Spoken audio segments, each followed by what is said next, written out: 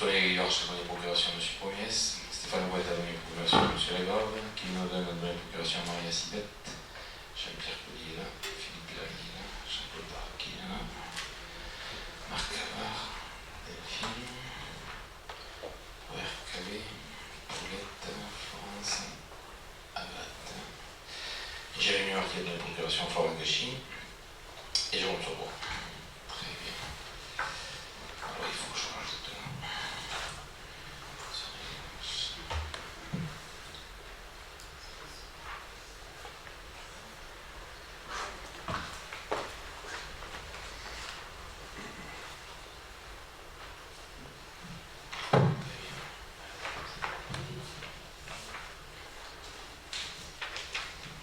Premier point, mesdames, messieurs, allez, ce conseil municipal, le dernier de l'année. Premier point, communication. Communication, alors, Jérôme et Nadine, vous avez fait part que soi-disant vous n'ayez pas reçu de convocation. Alors on va vous montrer les mails que tout le monde a reçus. Vous l'avez au tableau. L'ensemble des personnes, donc à chaque commission, vous avez la première. Moi j'y vois pas bien, c'est la commission culture. Donc là, ce n'est concerné que Jérôme, je pense. Nadine, tu ne sais pas, je crois pas. Donc Jérôme Sobois est bien marqué. Mais l'adresse, c'est toujours la même. Si tu as changé et si tu ne nous fais pas part de ton changement, effectivement. Mais c'est toujours, nous, c'est toujours le même. Si tu les as reçus avant, c'est toujours les mêmes. Ça, c'est le premier. Et le deuxième, et tout le monde l'a reçu. Hein, donc les gens étaient présents, les autres. Donc voilà. Et le deuxième, donc c'est pour la commission environnement où là, Nadine, tu nous avais dit que tu... on sélectionnait, c'était accusé carrément, on sélectionnait les gens, donc voilà, on sélectionne tout le monde. C'est comme ça à chaque commission. Là où je suis surpris, c'est que vous faites partie soit de l'opposition, soit ce qu'on appelle des dissidents, et que vos collègues ne vous avez pas fait part de ces réunions, et puis si vous n'êtes pas là, vous pouvez appeler, de dire pourquoi, comment se fait-il que... Donc voilà, vous avez bien reçu ces convocations. Si vous avez des problèmes de mail, c'est à vous de voir. Mais non, mais bon, ça a été assez accusateur la dernière fois, donc voilà. La preuve, elle est là. Oui, mais nous, on l'a envoyé. C'est pas la responsabilité n'incombe pas à la municipalité. Oui, c'est arrivé. Je crois que c'était pour le CIDER, avec Mme Francaire, quand on était expliqué clairement. Je n'étais pas venue, elle m'a dit ce n'est pas dans votre habitude de ne pas vous excuser. Et donc elle s'était enquis de savoir pourquoi. Et en effet, les mails n'étaient pas arrivés, ils allaient directement dans une boîte de Smart. C'est la seule fois dans tout le mandat que c'est arrivé. Ça peut arriver à tout le monde. Et il ne faut pas montrer du doigt la municipalité comme quoi on ne le fait pas. C'est tout. Voilà. Allez. Au propos de Jérôme, il n'avait pas d'animosité la semaine dernière. Très bien. Non, j'aime bien les choses claires. Allez. Deuxième point. Adoption du procès verbal, donc du conseil municipal du 20 novembre. Est-ce que vous avez des choses particulières? Non? Pour le considérer comme approuvé? Très bien. Je vous remercie. Deuxième point, je vais laisser la parole à Marie pour quelques chapitres. Marie, c'est à toi. Attribution autopoint. Oui, bonsoir à tous. Donc, premier point, attribution des allocations autopoint. Donc aujourd'hui, c'est le dernier versement pour l'année 2019. Donc je vous propose le dossier de Madame Élise Jacquemin qui s'est présentée au permis de conduire le 18 novembre 2019. Donc toujours le même principe. Un dossier présenté avec donc en prime une allocation de 500 €. Donc je pense qu'il n'y a pas d'objection. Pour info, pour l'année 2019, 56 personnes ont bénéficié de cette prime. Donc point suivant, je vous propose de prendre la note explicative concernant les ouvertures de crédit 2019 du BP. Donc en ce qui concerne la section de fonctionnement, nous allons parcourir le tableau de la section de fonctionnement recettes. Donc effectivement, comme vous savez, lors du DM, il y a des réajustements faits en fonction des lignes budgétaires qui ont été plus ou moins employés, on va dire. Donc effectivement, il faut faire des réajustements. Donc sur la première ligne, vous avez en moins 918,95. C'est une recette qui ne nous a pas été versés à l'heure actuelle, puisqu'il s'agit des remboursements régie concernant les arrêts maladie des agents. Le plus 646 € sur 02, ça concerne une recette qui n'avait pas été budgétisée et qui concerne une taxe d'aménagement qui nous a été versée et à la base c'était une recette qui était pour une autre collectivité. Donc, vous la retrouverez dans les dépenses d'investissement. En ce qui concerne les coupes de bois, vous voyez qu'il y a en moins 1287,24 €. Il n'y a pas eu de coupe de bois réalisée en 2019. Il n'y a plus de recettes en ce qui concerne les ventes de concessions pour un montant de plus 2625 €. La redevance d'occupation du domaine public également a augmenté d'un montant de 1572,86 €. Ensuite, vous trouvez les autres redevances diverses, ça concerne les recettes de location de la salle omnisport, également des panneaux photovoltaïques. Mais donc là, vous avez pour plus 2660,95 €. La ligne suivante, nous trouvons les recettes liées à la piscine, donc pour une diminution par rapport à la somme prévue, moins 6380,40 €. Donc on s'arrêtera un petit peu sur la taxe sur l'électricité, puisqu'effectivement nous avions prévu une recette supérieure à ce que nous avons perçu. Nous avions prévu un montant de 135 000 € au BP, et alors à ce jour, nous avons perçu 90 000 €. Ensuite, en ce qui concerne la bonne nouvelle pour la soirée, je vais dire, la taxe concernant les droits de mutation, plus 45 000 €. Donc les deux lignes suivantes, ce sont effectivement lors du BP 2019, nous vous avions annoncé les montants réels, mais par contre sur les documents, ils n'étaient pas inscrits, puisqu'on venait juste de les recevoir. Donc c'est les recettes réelles, plus 30 467 € pour la DSR et plus 10 669 € pour la DNP. Ensuite, nous avons une compensation pour les taxes professionnelles avec une augmentation de plus 5 577,34 €. Les dotations pour les titres sécurisés, ça concerne les réalisations des cartes d'identité et des passeports. Bon, jusqu'alors, nous mettions systématiquement le même montant au BP, et à ce jour, nous avons perçu 3 550 € de plus. Les revenus des immeubles, plus 10 000 €. Également, les produits exceptionnels divers, c'est les remboursements de sinistres pour 6 353,98 €, ce qui nous donne une DM de 88 649,48 €. Je vais enchaîner avec les dépenses, et si vous avez des questions à poser, on s'arrêtera après le fonctionnement. Donc en ce qui concerne les dépenses, les fournitures non stockées pour moins 8 000 €.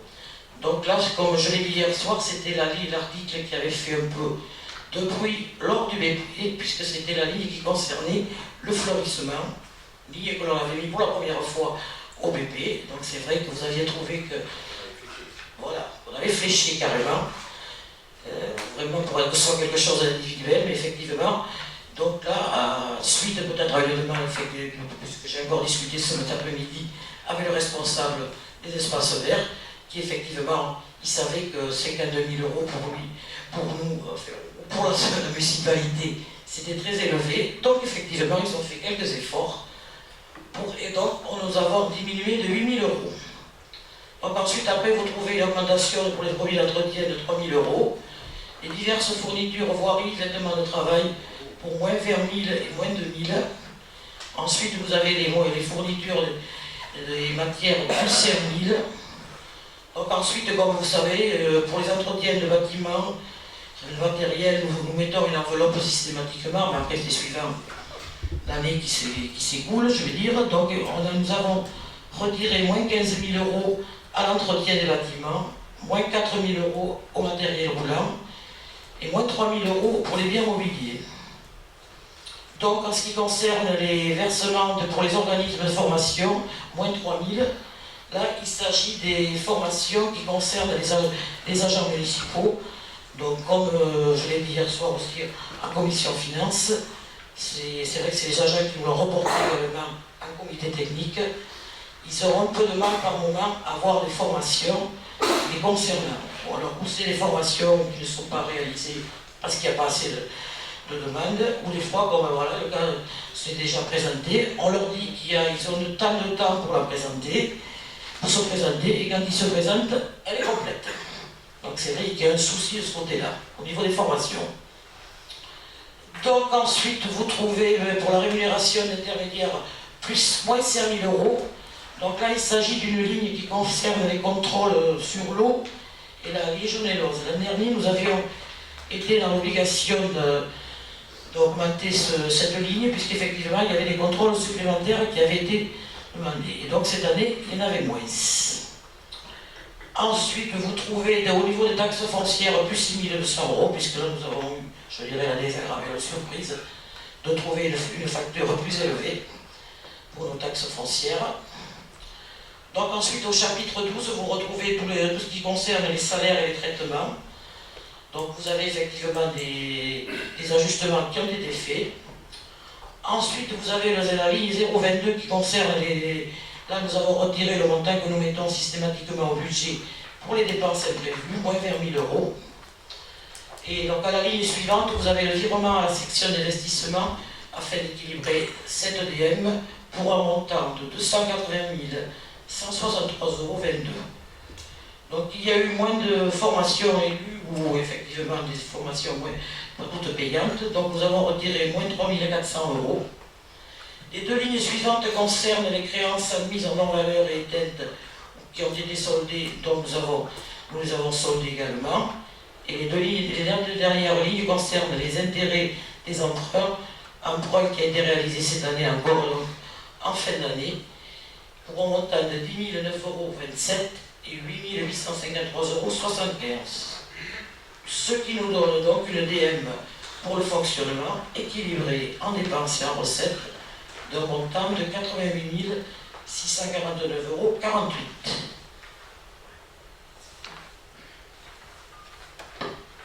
Des questions, des remarques, je vous écoute.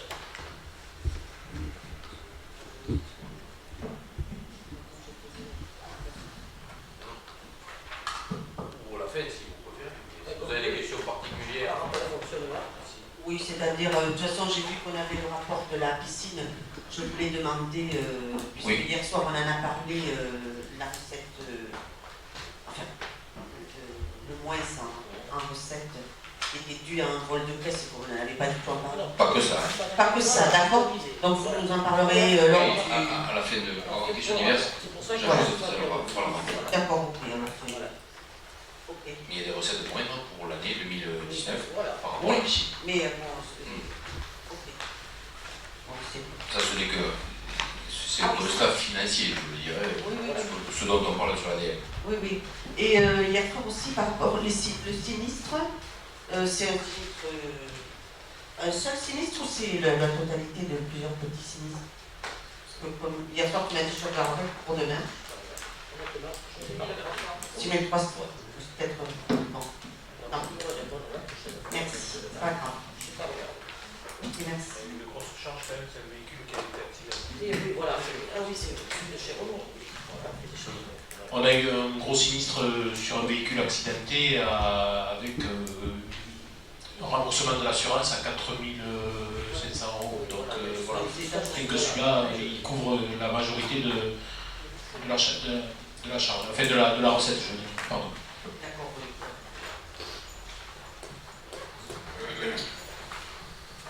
Donc,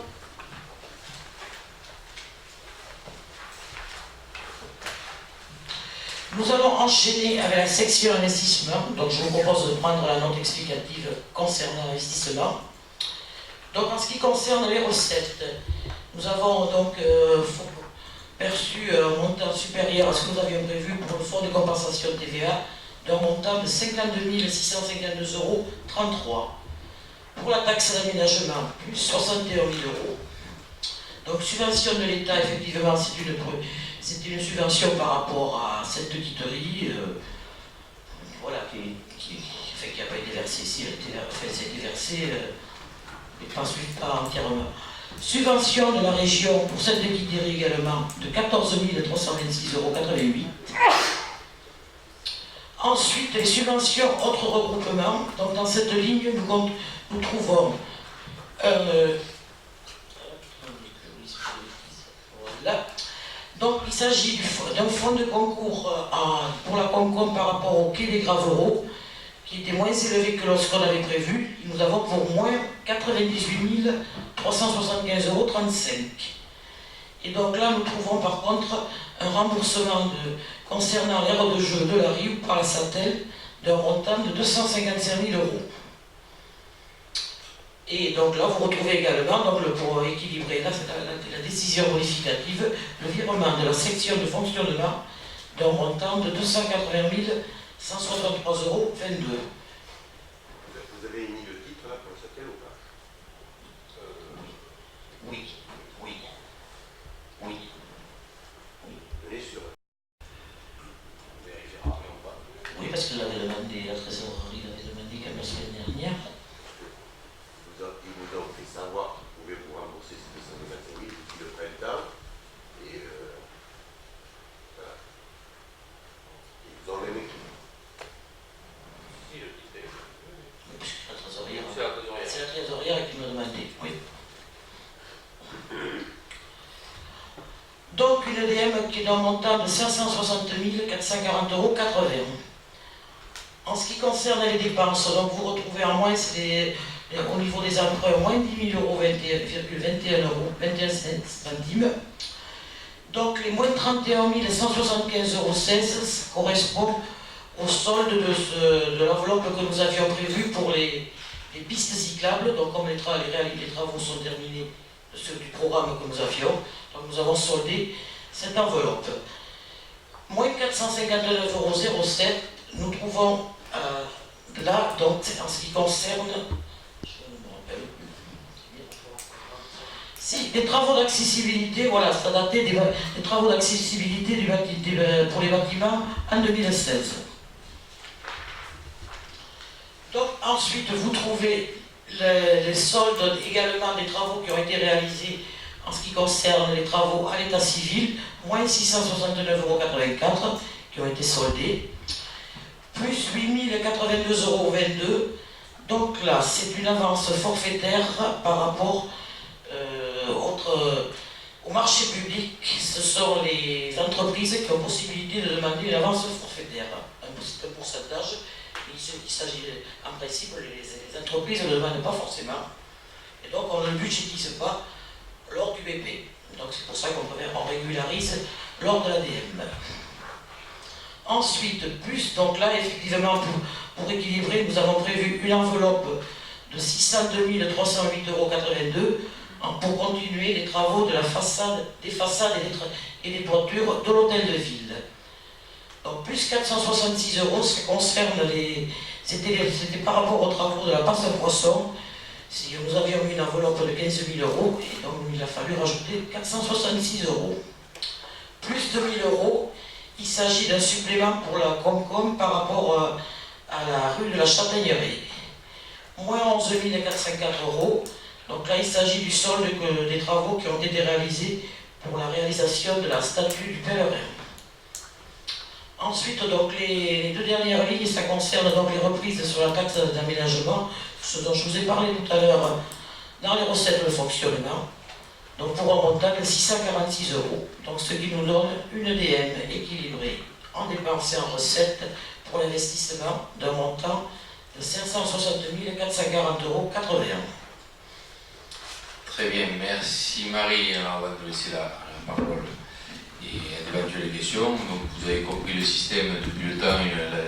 L'ADM consiste à, je veux le dire comme ça, dépoussiérer chaque article en fonction des dépenses vraiment réalisées ou des recettes vraiment récupérées. On fait les plus et les moins, chère Marie, et ce qui nous permet de dégager donc en fonctionnement une somme de 280 000 €. Et l'autre somme la plus importante, c'est les 255 000 € de la Satelle, qui, je vous le rappelle, constitue l'achat de l'aire de jeu. En fait, si vous vous rappelez bien, puisqu'on a le crack juste après, si vous vous rappelez bien, on participait tous les ans, ça dépend des années du montant, mais on avait donc l'achat de cette aire de jeu. On l'avait déjà financé, mais suite à un problème essentiellement de TVA, il a fallu l'échelon terrain. Pour l'échelon terrain, il a fallu payer. Donc on l'a payé, c'était l'année dernière, c'est 255 000 € pour l'histoire de TVA, et donc la SATEL nous rembourse aujourd'hui. Donc c'est pour ça qu'il y a cette recette, mais qu'on avait eu en dépense l'année dernière. Bon, mais bon, on l'a cette année, donc les 280, pour faire simple, les 280 de fonctionnement et les 255 font qu'il y a 600 000 €. Alors la question était sur quoi on la met, mais on s'est accordé pour dire on la met sur cette somme sur l'hôtel de ville.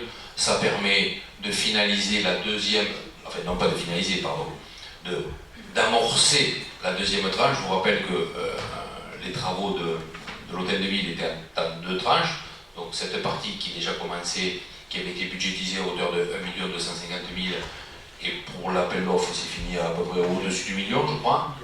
Donc ça c'est fait, c'est financé, et c'est parti. Et la seconde partie était pareil, budgétisée à 1 250 000, je crois que c'était moitié-moitié. Donc, sachant qu'avec les subventions, on peut estimer, puisqu'on les a eues, on va les avoir sur la première tranche à hauteur de 30%. Donc, si je pars sur les 1,2 million d'estimatifs, 30%, 360, on va dire, plus 600, ça fait 900, presque le million. Ça voudra dire qu'il restera, et là je le dis puisqu'il y a une élection dans pas longtemps, ça laissera à la prochaine équipe municipale un reliquat de 200 000 € à financer pour finaliser complètement la rénovation de l'hôtel de ville, dans sa globalité. Donc je pense qu'on laissera sur cette, et sur bien d'autres choses, mais sur cette partie-là, un bon héritage à la prochaine équipe, et donc il y aura vraiment un solde minime à financer pour finir entièrement les travaux de rénovation de l'hôtel de ville. Je rappelle, la rénovation, c'est toiture et façade. Voilà les grandes lignes de cette ADN. Et je vous laisse la parole. Si vous avez des questions, allez-y, Marie pourra vous y répondre.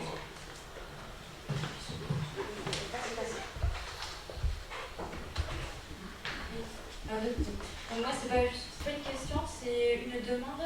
J'aimerais avoir un exemplaire du grand livre comptable pour le budget investissement et pour le budget fonctionnement. PDF ou papier, peu importe.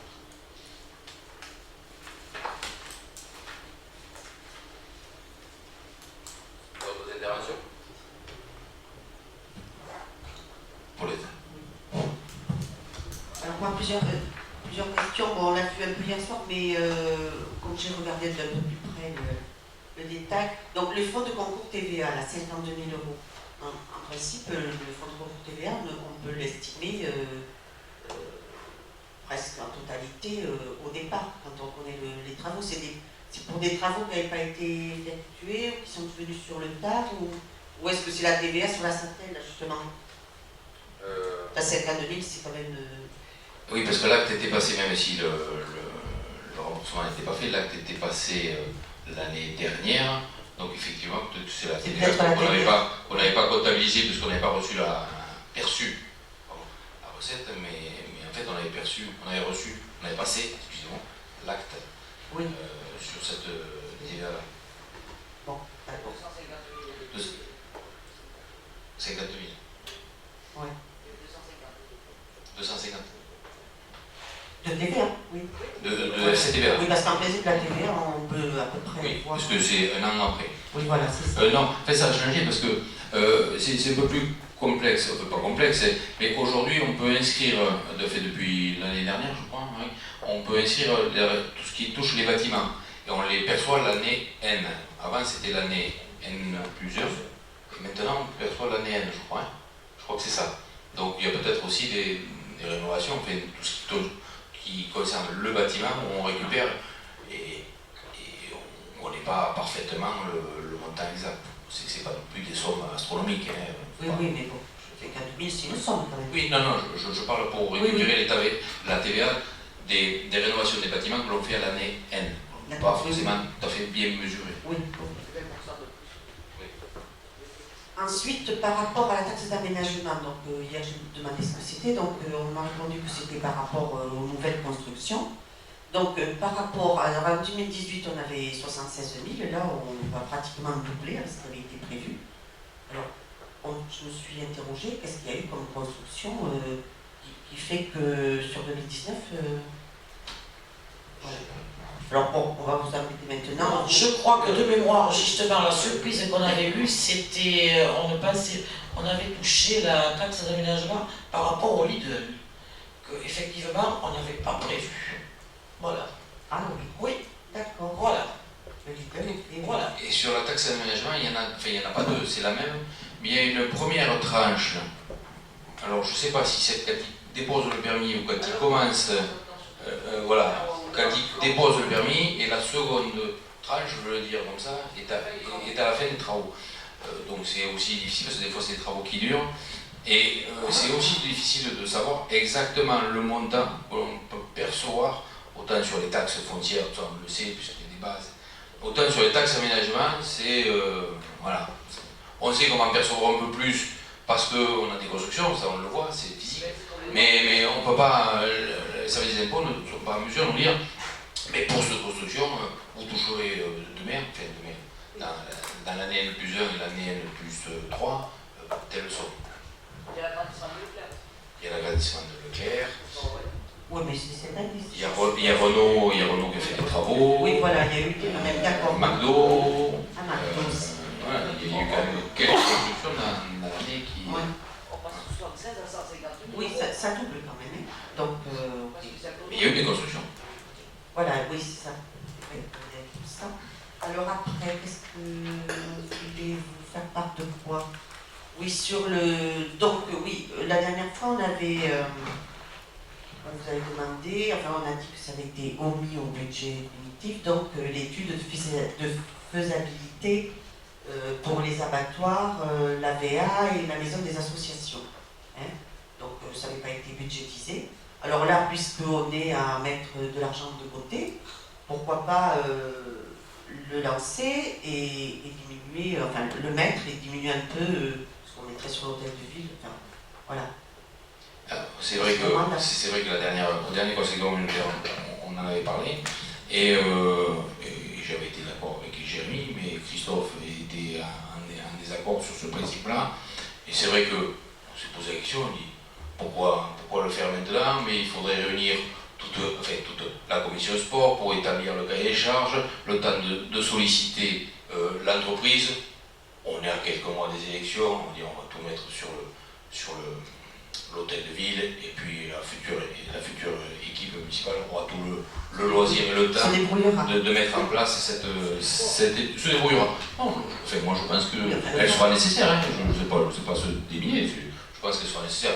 Mais on pensait que le timing, et effectivement, là, je peux rejoindre Christophe dans sa réflexion, c'était peut-être, je vais le dire, c'était peut-être pas approprié, voilà. Il faudra le faire. Après, c'est la prochaine équipe qui aura le loisir de le mettre en place. Oui, ok, mais ça aurait été l'occasion de budgétiser. C'est un choix, voilà. Voilà, c'est un choix. C'est le bon. Et simplement, ça c'est pour la petite histoire, je voulais revenir sur les dépenses de fonctionnement et au budget primitif. Donc, je ne vais pas faire les plus et les moins ce soir, non, comme tu as dit, mais je m'aperçois, tu vois, que sur le poste salaire, enfin, rémunération du personnel, on est quand même à moins 89 000. J'avais dit qu'on serait sûrement à moins 100, on y est presque. Quoi. Hein, donc, Pas tellement positif hier soir. comment? T'es moins positif qu'hier soir. Hier soir, tu nous as dit que c'était bien parce qu'on n'était pas à moins 100. Et là, ce soir, je te sors un peu moins positif. Non, là, ce soir, je dis, moi, j'avais prévu moins 100, vous êtes à moins 89. Oui, mais hier soir, c'était acquis avec un autre ton. Ah, mais j'ai changé de ton, je pense, Ah, monsieur le maire, là, tout à l'heure. Comme quoi, voilà, c'est la pluie, on va dire. Voilà. D'accord. C'est une constatation, simplement. Mais c'est compliqué, enfin, c'est compliqué. Ça fait partie de votre réflexion. Qu'on soit d'accord ou pas, il est naturel de l'exprimer. Mais oui, l'exercice est difficile. Je prends le cas de l'électricité. L'électricité l'année dernière, 147 000 euros. Ce sont des recettes. Et cette année, 90. Et ça fait 60 000 euros, il sait. Ah oui. Mais ça, on ne peut pas l'anticiper, hein, au mois de mars pour la fin de l'année. Donc voilà, donc, de temps en temps, il est bon d'être prudent aussi. C'est un bon équilibre. D'accord. C'est même qui éteint la lumière. Allez, allez-y, s'il y avait d'autres questions, d'autres réflexions. Revenons à ce dossier de l'étude de la maison des associations. On a tous en mémoire que, il y a maintenant quelques années, c'était au début de la mandature, il y avait une urgence pour mettre à disposition des associations un local adapté. C'était, je crois, la deuxième année de votre mandat, c'était 2015. Et c'est ce que vous nous aviez expliqué, une réflexion, vous aviez réuni, semble-t-il, vous nous aviez dit que vous aviez réuni les associations, etc., que tout le monde était très demandeur. Bon, là-dessus, il y a eu l'épisode de l'achat de l'ancien bâtiment, de l'ancienne halle aux vêtements ou halle aux chaussures, avec le droit de préemption, et puis ensuite, changement d'optique, on ne sait pas pourquoi, le projet d'abandon de la maison d'exploitation qui avait été sous-estimé après une étude qui avait été qualifiée de sérieuse, d'approfondie par l'adjointe à l'époque qui était Delphine Toba, qui s'en souvient puisqu'elle sourit à l'opinion du chef. Et puis bon, mais le coût n'était pas celui de 250 hors taxes ou 300 000 TTC qui avait été budgétisé, mais un chiffre pratiquement le double, qui fait que les architectes les uns après les autres se sont déclinés, etc., etc. Et puis le projet de la maison des associations dans ce local a été abandonné, et on a parlé d'un projet de bowling, et puis ensuite le projet de bowling a été abandonné, on dit d'autres choses, etc., etc. Bref, tout un mandat qui a été accaparé par le fait qu'on nous avait présenté qu'il y avait une urgence pour offrir et mettre à disposition des associations locales très méritoires, très méritantes. Il y avait urgence de faire ceci, et je me souviens encore les propos de M. le maire lors du conseil communautaire quand il avait demandé que la communauté commune lui délègue le droit de préemption, etc., etc. Au dernier conseil communautaire, on nous dit effectivement qu'il y a eu un oubli, c'est-à-dire que l'étude qui avait été annoncée il y a maintenant plusieurs mois n'avait pas été traduite dans le budget primitif, et que donc on ne pouvait pas lancer l'étude, mais qu'on mettrait en œuvre la procédure pour lancer cette étude, etc., même si elle n'était pas complètement achevée, etc., etc. Bref, du barateur. Et j'implique là beaucoup de monde. Les anciens adjoints ne le sont plus aujourd'hui, un maire qui est toujours en place.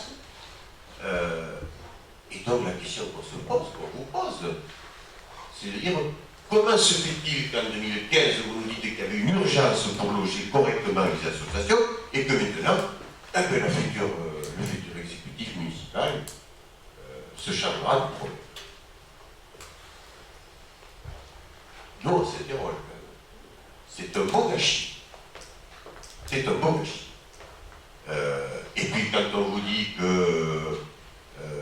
y a détournement du droit de préemption, parce que le droit de préemption que vous avez demandé à la communauté commune, il était fait pour réaliser une maison des associations et pas autre chose.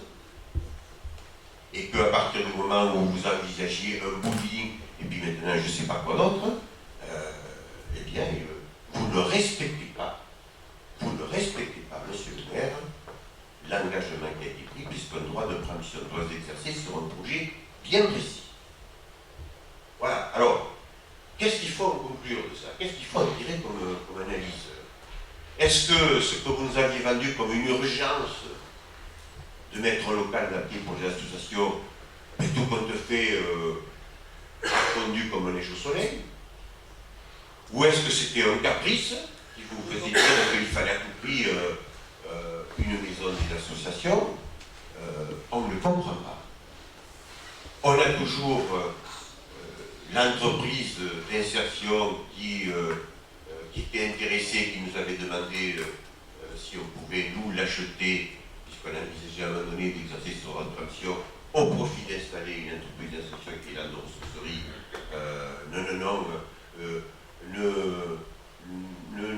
Ne nous demandez pas d'abandonner ce projet vachement important de la maison des exploitations. C'était le propos que vous aviez tenu à la NUTS, à conseil communautaire. Et puis aujourd'hui, tout ça est abandonné.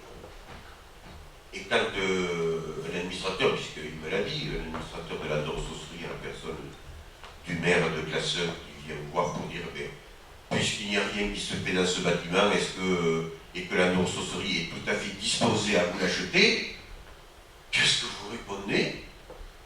Ah mais on attend la réponse pour le bouillon. Non mais attends, tu te moques du monde. Tu te moques du monde, monsieur le maire. Je suis obligé de dire ça. Et il y a une entreprise qui a montré sa capacité de faire un certain nombre de choses, qui a un besoin de bâtiment. Ah mais non, on attend une réponse fin janvier, paraît-il. Et par après, il dira, mais ce sera la prochaine municipalité qui verra ça. Donc tout ça n'est pas sérieux. Vraiment, ce n'est pas ça. Et il faudrait mieux que tu dises, oh, voilà, tout compte fait, les associations aujourd'hui n'ont pas le besoin que nous on avait estimé, et puis de faire un mandat honorable de reconnaître que les motivations qui vous avaient animé à un moment donné ne peuvent pas être respectées. Encore une fois, cette estimation n'a pas été étudiée. De mettre 300 000, ça a été fait au pif, sans analyse précise. Donc voilà, vous comprenez quand même quoi. Très courtoisement, on vous le fait remarquer. Mais vous avez passé un mandat sans rien avancer, alors que ces 300 000 euros qui ont été inscrits pour ce projet-là, ils auraient pu être mis à profit pour réalité ce qui doit l'être encore dans l'actuelle maison des associations. Et après, vous nous avez sorti que tout compte fait, les abattoirs, mais non, mais vous le savez très bien, monsieur le maire, les abattoirs ne peuvent pas, à un coût raisonnable, être réhabilités pour accueillir la maison des associations. Il n'y a même pas besoin d'études pour faire ça. Et qu'il aurait valu mieux que ces 300 000 euros, ils soient utilisés pour réhabiliter et restaurer ce qu'il doit l'être en haut du MAS, ou pour le projet maintenant, puisque le local de la Bétaturine est revenu à la commune, de pouvoir examiner la possibilité de loger. Voilà. Donc ça fait beaucoup d'argent qui est gelé, pour rien. Au final, pour rien. Voilà. On vous le fait remarquer une fois de plus. Bien. Juste, je ne vais pas rentrer dans ce débat-là, on n'est pas d'accord. Juste deux précisions. Vous rappelez que vous dites qu'on était urgent, qu'on était pressé. Non, pas du tout. C'est qu'en 2015, on a fait un constat suite à l'agenda d'accessibilité, je rappelle que c'était ça qui nous a animés, de dire que des fois, il vaut mieux dépenser mieux, parce que l'argent, c'est l'argent du contribuable, et que, notamment pour la maison des associations, peut-être qu'il était plus judicieux, à l'époque on n'avait aucun bâtiment eu, il était plus judicieux de construire ou de réhabiliter quelque chose de plein pied et de neuf pour les assos, plutôt que de rénover un vieux bâtiment qui coûte assez cher. C'était ça notre démarche intellectuelle et financière, le souci et l'argent du contribuable. Ça c'était le premier point. Alors après, effectivement, est arrivé l'achat de la halle aux vêtements, aux chaussures, peu importe, pour y mettre les associations. Je vais bien faire un amende honorable sur le fait que par rapport au budget, c'était peut-être pas bien perçu, peut-être pas bien assez, mais je vous rassure, les 300 000 euros, on les a pas perdus, parce qu'à l'époque, on ne savait pas servir, donc on les a mis ailleurs, donc ça a bien servi à la collectivité, et voilà, et que c'est trouvé, la possibilité de quelqu'un qui nous proposait d'y faire bowling.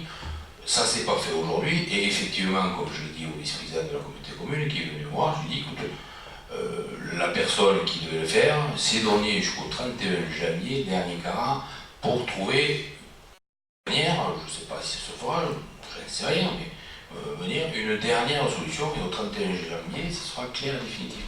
Donc voilà ce que j'ai répondu au président, c'est qu'au 31 janvier, on verra. Mais alors par contre, je ne comprends pas, c'est que vous nous avez toujours dit que la halle était trop petite pour y mettre toutes les associations. Donc je rappelle que la surface plancher de la halle, c'est 1000 m², et aujourd'hui vous êtes en train de nous dire, alors qu'on nous avait défendu qu'il fallait les laisser à la maison des assos, et maintenant vous nous dites qu'il faut les mettre à l'ancienne Villette Tatouine, qui, je le rappelle, fait 800 m². Donc, mais c'est toute votre cohérence, et on la connaît bien, et je sais très bien que vous savez, et nous, on savez. Voilà, juste sur ce dossier, sur les points que je voulais rapporter, mais bon, on n'est pas d'accord, il n'y a pas de problème. Mais on peut admettre de se tromper sans accuser les autres de dire des choses qu'ils n'ont jamais dites. Quand même, on n'a jamais dit ça. T'es pas à l'aise sur ce dossier, dis-le. T'es pas à l'aise sur ce dossier. Et tu t'es planté avec Delphine. Vous êtes planté Si Delphine me répond, elle non, répond. mais Je ne vais pas répondre au président. et avec le Mouline, c'est pareil. Il y a un mec qui occupe les locaux sans loyer, sans bail. Franchement. Parce que le Mouline, même s'il devait, après avoir dit non, parce qu'il n'a pas pu obtenir les financements, etc., bon, admettons qu'ils obtiennent d'ici fin janvier. Bon, très bien. Mais oui, mais je sais, il est parti. Mais non, mais monsieur le maire a dit qu'il attend jusqu'au 31 janvier. C'est d'un plumage, ça. C'est d'un plumage. Mais imaginons qu'ils viennent pour voir en disant tout compte fait, j'ai obtenu des crédits, etc. Mais c'est la commune qui est propriétaire des locaux. Alors qu'ils fassent l'aménagement intérieur à sa charge, ça on peut l'entendre. Mais la carcasse, elle est propriété de la commune. Donc ça veut dire qu'il faut que la commune investisse. Et alors tu vas prévoir des crédits là pour faire ça. Donc il vaut mieux que tu dises, mais franchement, il ne faut pas que ça s'étouffe. Ne t'étouffe pas là-dessus. Il vaut mieux dire, on s'est planté. On s'est planté. Et pendant ce temps, bien sûr que l'argent a été utilisé, heureusement. Mais pendant ce temps, puisque vous-même vous avez dit qu'il y avait urgence de projet d'association, vous auriez pu faire des travaux d'aménagement. Je ne parle pas de la dette de Périne, parce que l'achat s'est fait que maintenant. Mais dans le bâtiment du MAS, vous n'avez pas fait un centime de dépense. Pas un centime de dépense. Et même si vous n'aviez pas l'intention de faire des travaux sur ce bâtiment-là, ça aurait été très utile pour une entreprise qui a aujourd'hui 30 salariés. Mais cette entreprise, manifestement, vous ne l'aimez pas. Vous ne l'aimez pas, et donc il est hors de question. Et fin janvier, tu trouveras encore un autre motif en disant tout compte fait, il n'a pas obtenu tout à fait les crédits, on va attendre la prochaine équipe. Voilà. Et pendant tout un mandat, tu n'auras rien fait pour aider cette entreprise, puisque tu t'es, je le rappelle, tu t'étais avec d'autres, opposé à l'aide communautaire pour favoriser son installation, et tu n'auras rien fait au niveau des bâtiments pour les associations qui sont logées là-haut, pour d'autres accords. La seule histoire, ça a été fait, et on a voté pour, etc. Voilà, donc c'est tout ça qui est, quand même qui est, c'est de la mauvaise gestion. Je suis obligé, et je suis au regret de te le dire. Oui, bien sûr. Bien. Y a-t-il d'autres interventions donc, sur cette DM, sur des questions, des réflexions? Non. On peut passer au vote? Alors je passe au vote. Qui est favorable donc à cette DM qui s'équilibre en fonctionnement à hauteur de 88 649,48 € et la DM d'investissement qui s'équilibre à 560 440,80 €. Qui est pour? Tout le monde. Qui s'abstient? Qui vote? Et bien voilà, elle est votée. Donc... Ah pardon, excusez-moi. Marc Amar s'abstient. Très bien. On peut voter contre un budget primitif et voter pour une DM. Non, mais je ne veux pas dire la vérité. Il n'y a pas de souci, ça s'appelle la démocratie. D'accord. Très bien. C'est une explication de vote. Allez, Marie. Pourquoi? Parce qu'il y a Marie vote contre. Il s'abstient. Vous ne voulez pas dire contre? Non. D'accord.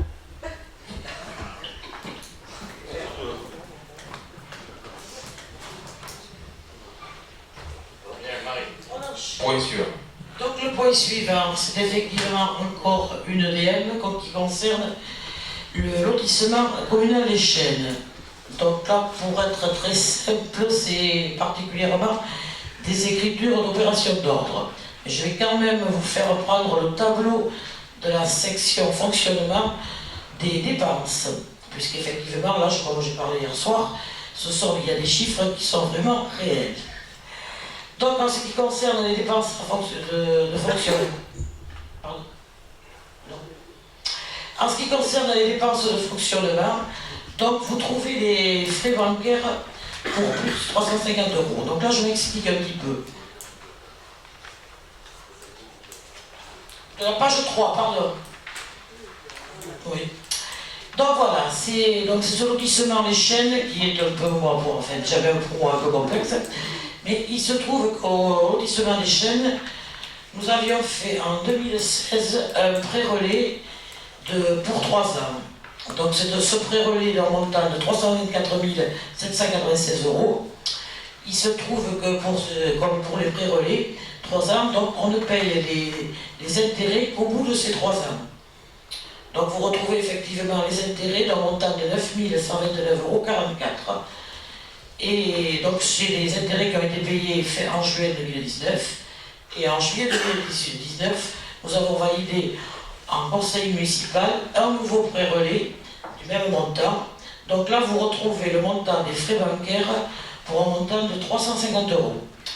Et donc il s'agit c'est la trésorière qui nous a demandé, c'est des lignes comptables qui a changé les codes des articles. Donc il a fallu faire les fermetures et les ouvertures de nouvelles ADM pour effectivement régler ces différentes sommes. Donc j'espère que j'ai été assez clair. Voilà. Oui, sauf que... Dites-moi. Sauf que il y a un prêt de 324 000 € qui est en cours. Oui. Il reste combien de terrains? Oui, non, mais il en reste combien après la ça représente un potentiel de produit de quel ordre? 9, aujourd'hui ils sont à 32 000 encore. Oui, ça fait 270 000. Voilà, 270. Donc ça veut dire que, est-ce que au fur et à mesure que vous vendez les terrains, vous soldez pour la partie le prêt? Et malgré ça, il est encore de 324 000 €. Mais on l'a fait parce que là, on vient de vendre quand même 3 terrains que maintenant. Oui. Il a été fait en juillet. Voilà. Et au fur et à mesure, vous diminuez le montant. Hein? Parce que sinon, il va être là. Les terrains ne sont pas encore comptés dans le dernier terrain. Voilà. Donc, pas d'objection là-dessus. Je vous remercie. Donc, nous enchaînons avec le point suivant. C'est une demande d'attribution et d'un versement à l'association FSCPE primaire. Donc il s'agit de la Fédération des écoles primaires par la FSPE pour l'organisation d'une fête qui s'organise une année sur 2. Donc jusqu'alors ils ne demandaient pas de subvention. Et cette année, ils nous ont fait un dossier de subvention. Donc effectivement, on le passe en subvention exceptionnelle. Donc je vous propose de leur attribuer une somme de 500 €. Ils ont fait une demande sur la suggestion de M. le maire.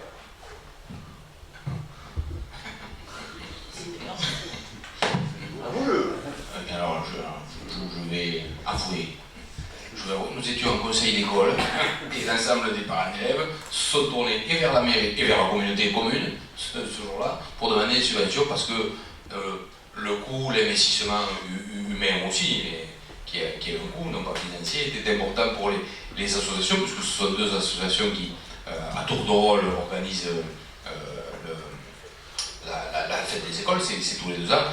C'était tourné vers les 2 structures collectives, donc que ce soit la communauté commune et la mairie, pour avoir des subventions. J'ai dit que à ce conseil d'école, je ne vais pas répondre pour la communauté commune.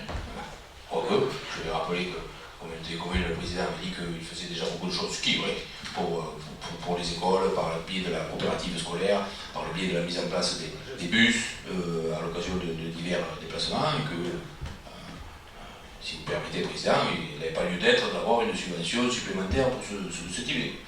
Donc, mais j'avais été sollicité au même titre que vous, Président, pour avoir cette subvention. Donc effectivement, nous étions tous les deux. Et donc j'ai été sollicité par la FCPE pour avoir cette subvention donc pour organiser les fêtes. Et en discussion avec l'équipe, effectivement c'est que tous les... Alors pourquoi 500 €? Parce que c'est tous les 2 ans, on avait estimé à 250 € par an, puisque l'école privée, elle organise une fête d'école, elle c'est tous les ans, c'est pas tous les 2 ans. Donc on avait dit pour faire un équilibre avec toutes les écoles, parce que si on participe c'est pour tout le monde, c'était de mettre une base à 250 € de subvention pour les associations de parents d'élèves qui organisent les fêtes de l'école. Donc pourquoi c'est ça? C'est parce que c'est tous les 2 ans, et donc dans 2 ans, ça sera donc pas la FCPE mais la PEP qui organise, je crois que c'est comme ça que ça marche. S'il y a 2 Oui, associations. oui, bon, jusqu'à présent c'était comme ça, voilà. Et donc on verserait. Nous autres, si je peux me permettre, les associations n'avaient jusqu'à maintenant demandé de subvention. Non, on n'avait aucune idée du montant à demander. Et ils ne m'ont pas demandé de montant, que je sois bien clair. Est-ce qu'on pourrait avoir une subvention et à la communauté commune voilà. Le montant, mais on n'a pas d'idée. Voilà. On l'a fixé à 250 €, donc à 700 pour... Voilà pourquoi. Mais nous étions 2 à cette réunion, monsieur le Président. Oui, mais moi j'ai répondu sur le chat en disant que la fête des écoles ne rentre pas. Nous on subventionne les écoles, mais c'est utile de le rappeler ça. On ne subventionne pas tout ce qui touche le fonctionnement des associations. Et ça, c'est ce que j'ai expliqué. Le fonctionnement des associations, ça relève de la compétence municipale, y compris quand il s'agit d'une subvention dans un champ de compétences qui est la communauté commune. C'est pour ça que la communauté commune subventionne l'association Diapason. Oui, il me semble-t-il. Mais bien sûr, parce que là c'est lié directement à l'activité de l'école de musique. C'est directement lié. Normalement, c'est nous qui devrions le faire. Et on a préféré le laisser faire à une structure parce que c'est plus simple dans le fonctionnement. Mais autrement, on ne subventionne pas, d'une manière générale, d'autres communautés communes le font. Hein. Il y a beaucoup de communautés communes qui donnent des subventions, notamment sur le plan sportif ou sur le plan culturel, on ne le fait pas. Donc voilà.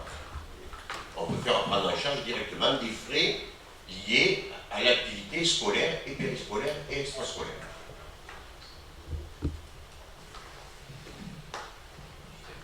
On est pour ça, on est pour. Vous êtes pour? Bon, pas de souci, tout le monde est pour, parce que bon. Tu me feras que je m'abstiens en tant que secrétaire de l'association. D'accord, entendu, merci. Donc, eh bien, point suivant, il n'est pas pour moi. Point suivant, l'approbation du CRAC, donc de l'écoquartier La Réunion. Bon, vous l'avez vu, vous l'avez bien regardé, c'est exactement la même chose que l'année dernière, c'est le même CRAC, c'est 2018, puisqu'on vote, il faut attendre la fin de l'année pour voter le compte rendu d'activité. C'est la même chose, la seule chose qui est importante, et on vient de le voter à l'ADF, c'est ce remboursement des 255 000 € qui correspond à la vente de l'aire de jeu, mais le principe il est toujours le même, vous l'avez dans le préambule, hein, vous avez le montant total des 537 000 € qui correspondent donc aux 3 programmes de logement initial, mais après on avait supprimé celui du fonds pour un montant de 74 645.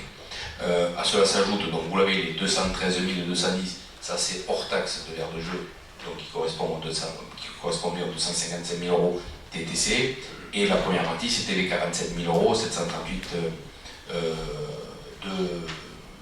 des frais financiers pour le portage du foncier. Voilà, où on en est aujourd'hui, comme vous pouvez vous en rendre compte, la SATEL n'a toujours pas vu le moindre lot. Quand on sait que le coût de revient du lotissement est à 91 € le mètre carré, on peut bien évidemment s'en inquiéter. Et c'est pas lire dans la boule de cristal de dire que effectivement ça aura un coût pour la collectivité si ça se décante pas, et même si ça se décante, on connaît les prix du marché aujourd'hui, même si on en a parlé par rapport aux notaires,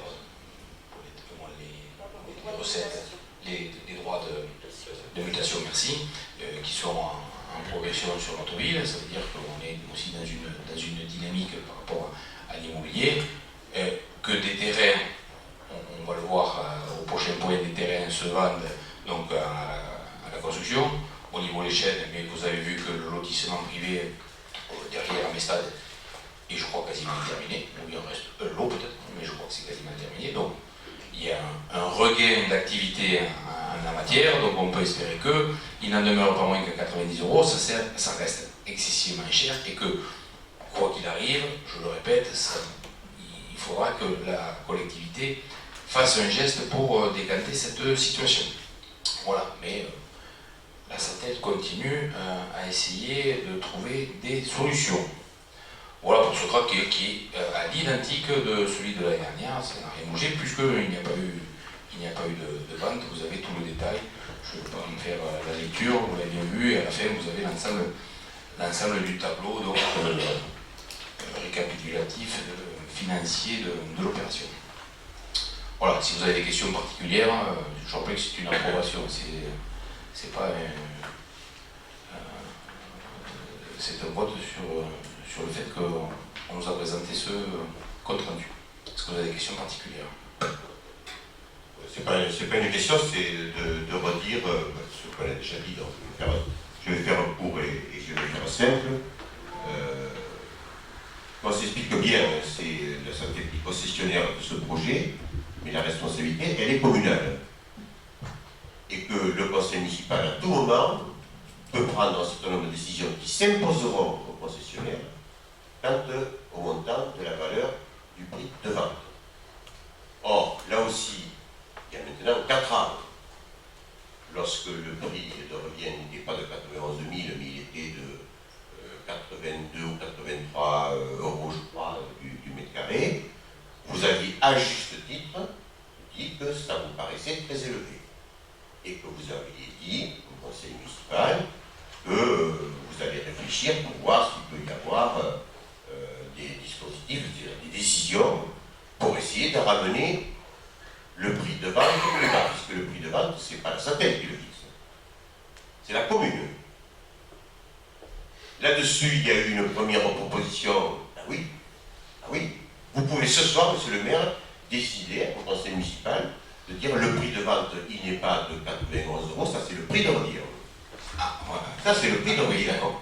Eh oui. Mais la SATEL a bien à un moment donné fait une étude de faisabilité pour savoir la commercialisation, et puis c'était aussi la municipalité à l'époque, c'est vous qui avez lancé le dossier, je crois qu'on était, alors, je vois, il n'y a que Claude et moi, où on s'était opposés à ce dossier, parce qu'on l'avait trouvé, je vais rester posé, démesuré par rapport à notre ville, de faire ça. Si l'idée n'était pas inintéressante, mais de faire ça sur ce plus de 4 hectares était démesuré, qu'on allait avoir des difficultés. Résultat des courses, on arrive à un prix prohibitif, c'est 90 € le mètre carré. On l'a acheté 8 € le terrain. Ça veut dire que la viabilisation a coûté 80 €. En moyenne, on est dans l'ordre de 30 à 40 € la viabilisation du mètre carré. Là, c'est x2. Non, mais là c'est x2. Donc, c'est bien le coût. Oui, généralement, quelqu'un qui se lance dans un promoteur immobilier, il fait une étude, il fait un coût, et il sait que le coût va être de temps, et donc il faudra vendre le terrain au coût de revient. Et là, aujourd'hui, je vous le dis comme je pense, c'est un aveu d'échec que vous êtes en train de dire que on ne peut pas les vendre, donc il faut rajouter de l'argent public pour que ça coûte moins cher, pour pouvoir le vendre. Alors qu'au départ, dans votre idée, quand vous nous l'avez présenté à l'époque, on était au sein de cette assemblée, c'était, il n'y a pas de souci, on allait vendre ces terrains parce que c'est dans l'air du temps, voilà, vous avez mis en avant tout un catalogue élogieux par rapport à cet écoquartier pour dire que non, c'était le prix, il n'y a pas de problème, on le voit là, il n'y a pas de problème. Maintenant, il faut que le contribuable paye.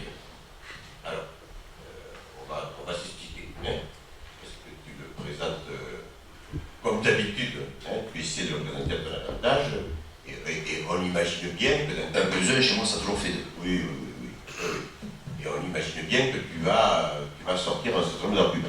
Je rappelle que s'agissant de la concession, c'est 91 € le prix de revient, dans lequel il y a le prix d'achat, dans lequel il y a les travaux, dans lequel il y a les amortissements, les frais financiers, les financements, qui sont inclus là-dedans. C'est tout compris. Et que le conseil municipal, s'agissant d'une concession, a la possibilité de décider, s'il le souhaite, de vendre à un prix moins élevé que le prix de revient, ce qui fait que c'est une participation, comme ça se fait dans d'autres communes qui décident de vendre un prix moins élevé que le prix de revient. C'est un choix de savoir si on veut qu'il y ait ou pas de la construction, c'est un choix politique. Vous aviez... Ça n'a jamais été votre politique, hein. Vous avez toujours vendu au prix de revient, toujours. Quel que soit les lotissements de la ville. Je finis, tu vas entendre ce que je veux te dire. Il y a eu une offre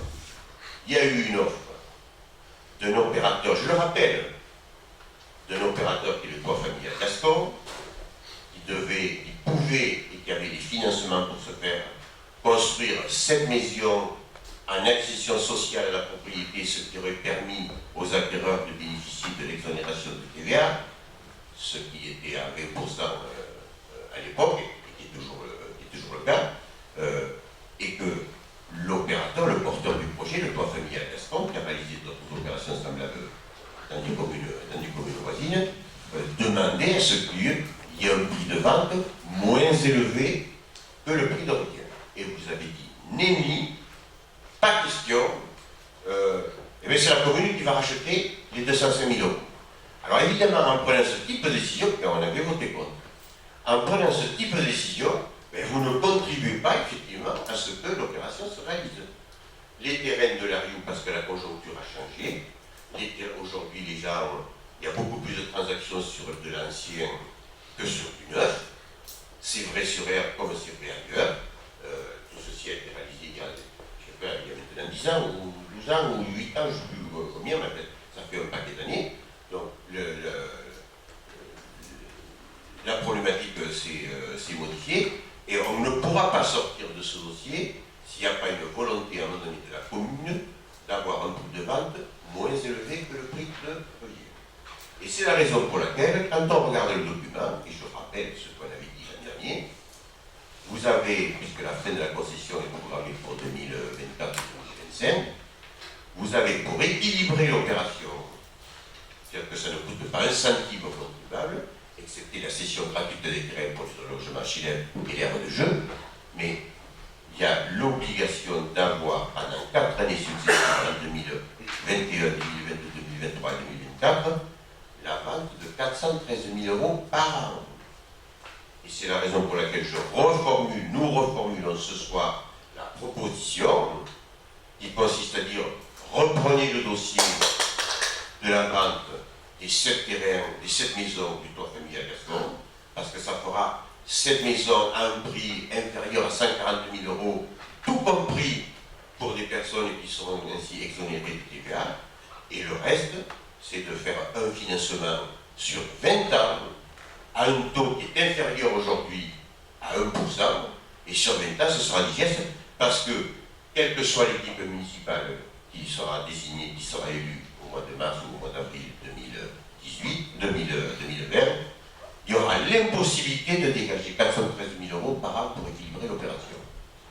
Donc, moi je vous demande, je vous suggère, d'une part, reprendre le projet de vente du terrain au toit familial Gascon, parce que ça fera le bonheur au moins de 7 jeunes couples qui pourront acheter, qui pourront accéder socialement à la propriété, et c'est pas négligeable, et par ailleurs de profiter des conditions exceptionnelles de financement pour dire, eh bien on met un terme à la concession, on rachète ce qu'il y a dû à certains, et on fait un financement sur 20 ans. Voilà notre contre-proposition. C'est pas un aveu d'échec, c'est quelque chose qui va coûter à la collectivité, mais comme quand on fait de la voirie, ça coûte à la collectivité. Et aujourd'hui, toutes les collectivités municipales ont du mal à équilibrer leur lotissement parce qu'aujourd'hui, les gens ils préfèrent acheter de l'ancien, limite ils peuvent faire du neuf. Voilà. Et c'est ça notre proposition. Merci. ce sujet, effectivement, M. Cabé, je vous rejoins. Je pense qu'également, il faut baisser le prix au mètre carré. Parce qu'on est dans une conjoncture à laquelle il faut s'adapter, il faut savoir s'adapter dans la vie en général.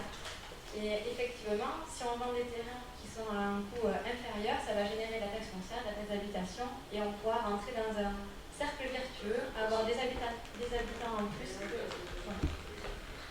La taxe foncière, peu importe, ça va générer de la taxe en plus. Enfin, voilà, ça sera un cercle vertueux, exactement.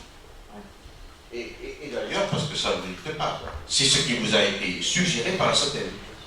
La SATEL, dans le courrier du mois de septembre, vous recommande de revoir la tarification du prix de vente des terrains. Et ça, vous n'en parlez même pas. Oui, mais je sais bien qu'avec l'argent des autres, on fait beaucoup de choses.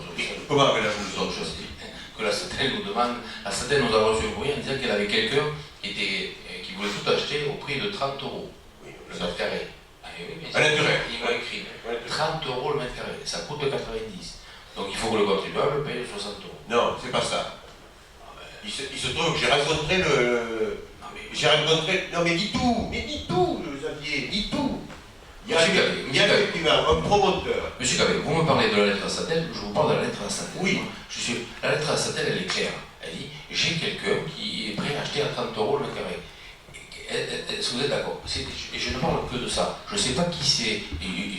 Je ne sais pas qui c'est, et c'est pas grave. Mais ça coûte 90. Donc, autrement dit, la SATEL me dit, il paye 30 et le contribuable paye 60. Non, c'est pas ça. J'ai trouvé le seau qui était plus qu'à l'élastique, là, pour le coup. C'est pas ça. Donc je pense qu'on peut trouver une mesure plus adaptée pour le voilà. contribuable et moins chère. Là, voilà. Très bien. Mais je l'ai dit dès le départ, monsieur Cabé. J'ai dit dès le départ que la collectivité devra faire quelque chose, c'est inévitable. À 90 euros le mètre carré, c'est inévitable. On est d'accord. Voilà, c'est tout. On est d'accord, Xavier. On est d'accord. Le promoteur, alors on va dire un peu plus. J'y travaille. Parce qu'il ne vous le dit pas. C'est un promoteur dont je tairai le nom. C'est un promoteur. Il vous le dit, mais il ne vous dit rien. S'il vous plaît, merci. Vous pouvez laisser la parole. Excusez-moi, madame. Alors attendez. Oui, mais vous prenez la parole, s'il vous plaît. Vous n'avez pas le droit à la parole. Merci. Le public n'a pas le droit de parler. Merci. Pipo et compagnie, hein. Merci, madame. Excusez-moi. Oui. Oui, sortir, s'il vous plaît. Bien. Monsieur le maire. Oui. On va attendre. Moi, je vous demande. On va attendre que madame s'en aille. Oui. Voilà. Je suis à Turine, je vous rappelle. Il n'y a pas de souci. Ouais. Monsieur Cabé, c'est à vous.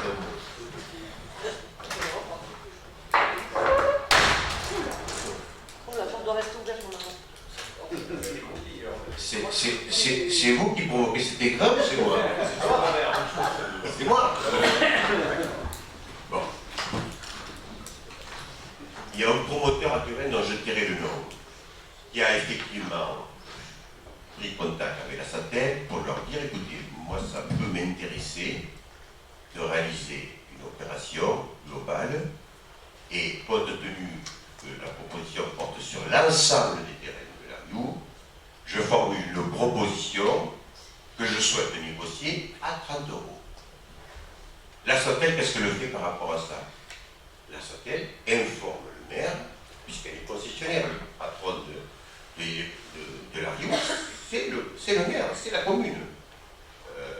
Dans la SATEL informe à juste titre la mairie pour dire voilà, j'ai une proposition à 30 euros, ça remet à la décision de la mairie.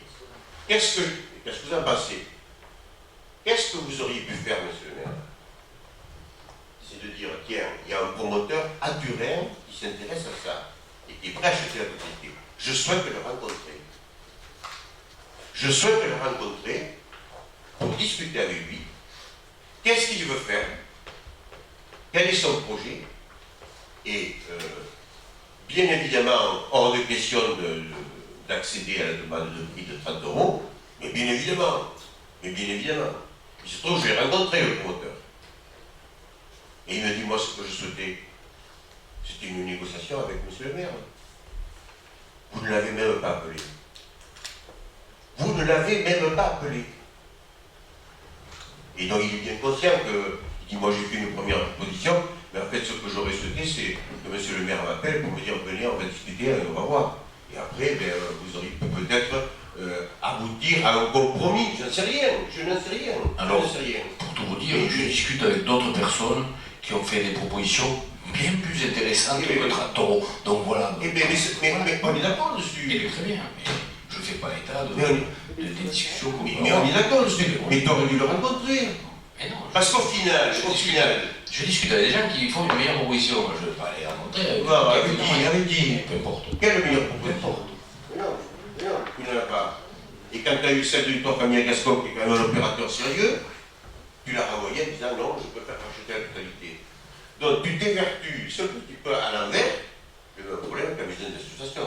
Tu t'es dit là, il y a un os à ronger, je vais me le garder bien au chaud pour montrer que tout ça, c'est ruineux, c'est une opération catastrophique, etc. Eh bien non, tu portes une part de responsabilité de n'avoir à aucun moment même informé le conseil municipal que le conseil municipal avait la possibilité de vendre un prix inférieur au prix de vente. Voilà. Et moi, je te pose la question, comment tu vas faire?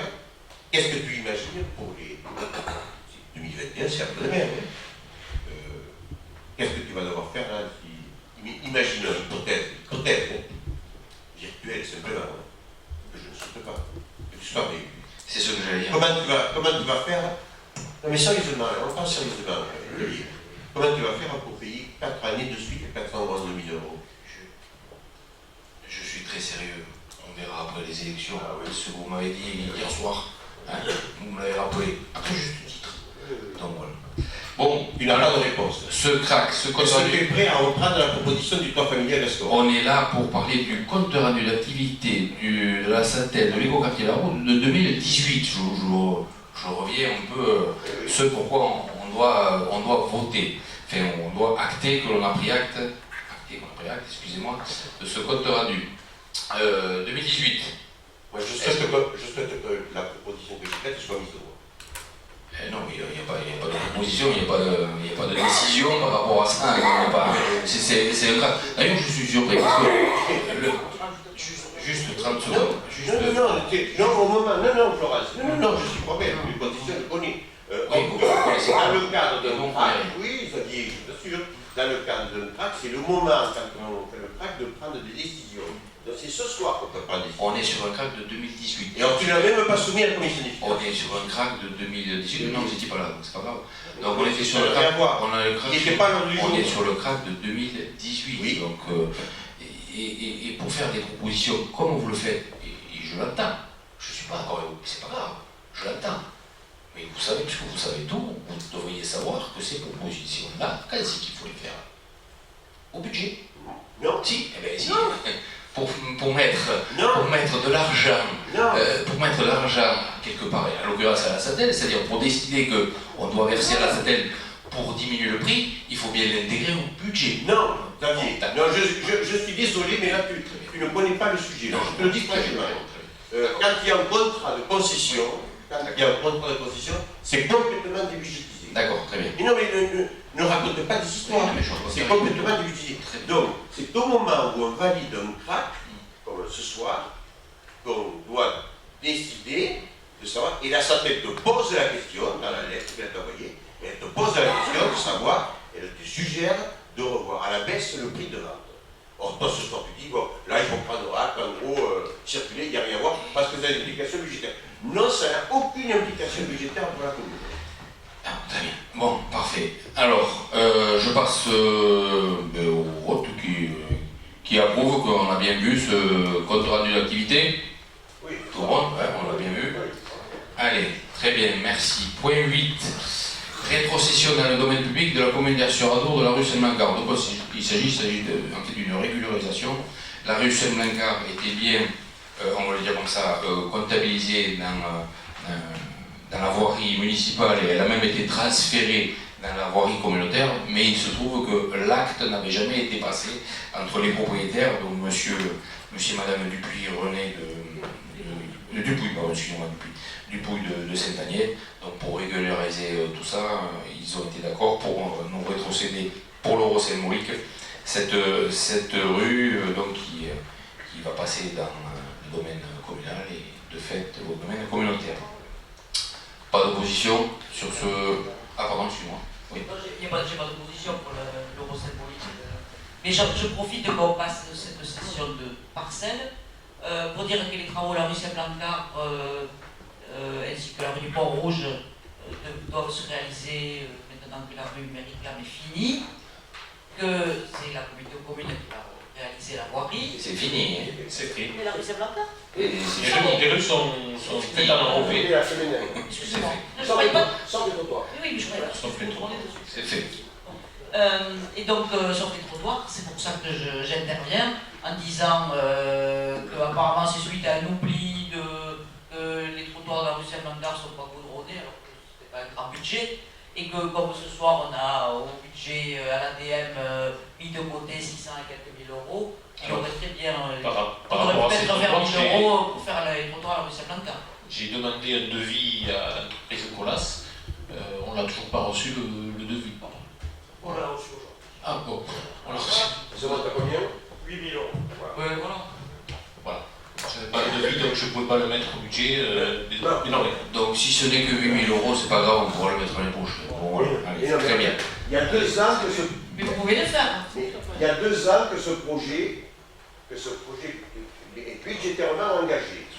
Il y a 2 ans, on a dit. Ce qui fait que pendant 2 ans, vous avez oublié de demander un devis pour que les travaux puissent être faits en même temps que la voirie. Très bien. Ce qui fait qu'aujourd'hui, on a une voirie toute neuve et on a des trottoirs que je ne qualifierai pas. Voilà. Et on va poser la question, mais alors la communauté commune, vous allez nous refaire les trottoirs caves. Mais non, je n'aime pas ça. C'est dommage. Ça, parce que c'est la faute, c'est un oubli municipal, de l'exécutif municipal. Très bien. Et ça fait des ordres. Ça fait des ordres. C'est parce que l'adjoint à la voirie a démissionné. Peut-être. Ça a perturbé. Je sais pas, mais ça fait 2 ans quand même que c'est budgétisé. Il y a eu un oubli de session de rue pendant 30 ans. Oui, mais parce qu'on ne le savait pas. Vous ne le savez pas? Eh bien alors. Delphine. Eh bien alors. Delphine. Eh bien alors, Marie. Delphine. Delphine. Vincent, est-ce que tu fais passer le boulevard à Londres parce que j'ai eu l'occasion d'y passer et derrière il y a pas mal de creux. C'est en train, on dirait, de s'affaisser pas mal. Hein. Oui. On le signalera à la communauté commune pour engager les travaux. Elle n'a pas compris que c'était la communauté commune. Le boulevard de la Motte, ce serait que là derrière, c'est en train de s'effondrer, il y a des creux qui sont en train de se faire qui sont assez. alors, on a un problème. Je vais te répondre. Monsieur le maire prend toujours la précaution oratoire dans le bulletin municipal de dire que les programmes de voirie sont faits à la demande de la commune. Moi, je n'ai pas reçu de demande de la commune s'agissant des travaux à faire sur le boulevard Lamotte. C'est imparable comme argument. C'est imparable comme argument. Et on a une réunion préparatoire qui, là, on a finalisé il y a quelques jours une réunion pour préparer le programme 2020. Vincent Barra et Claude Pommier étaient présents avec M. Rousseau. La commune ne m'a pas demandé de faire des travaux sur le boulevard Lamotte. C'est pour ça qu'elle pose la question à Vincent. Oui, voilà. Mais non, mais le maire, il dit communauté de commune. Eh oui, c'est trop facile. C'est pas sérieux, David, ça. Très bien. C'est pas sérieux. Mais je me doutais que plus on avance, moins je vais être sérieux et compétent. Mais bon. Oui, non, mais c'est une réalité. Oui, ça j'en doute pas une seconde. Point 9, cession d'une parcelle donc à Pérez. Il nous restait l'eau qui appartenait à la commune, donc une parcelle qui faisait 1800 m², qui était juste à côté de la société Fior, derrière GES. C'était à la commune.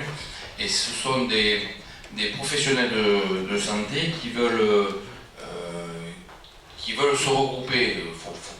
Ça n'a rien à voir, bien évidemment, avec la maison de santé qui est en train de se faire aujourd'hui sous l'égide de la communauté commune.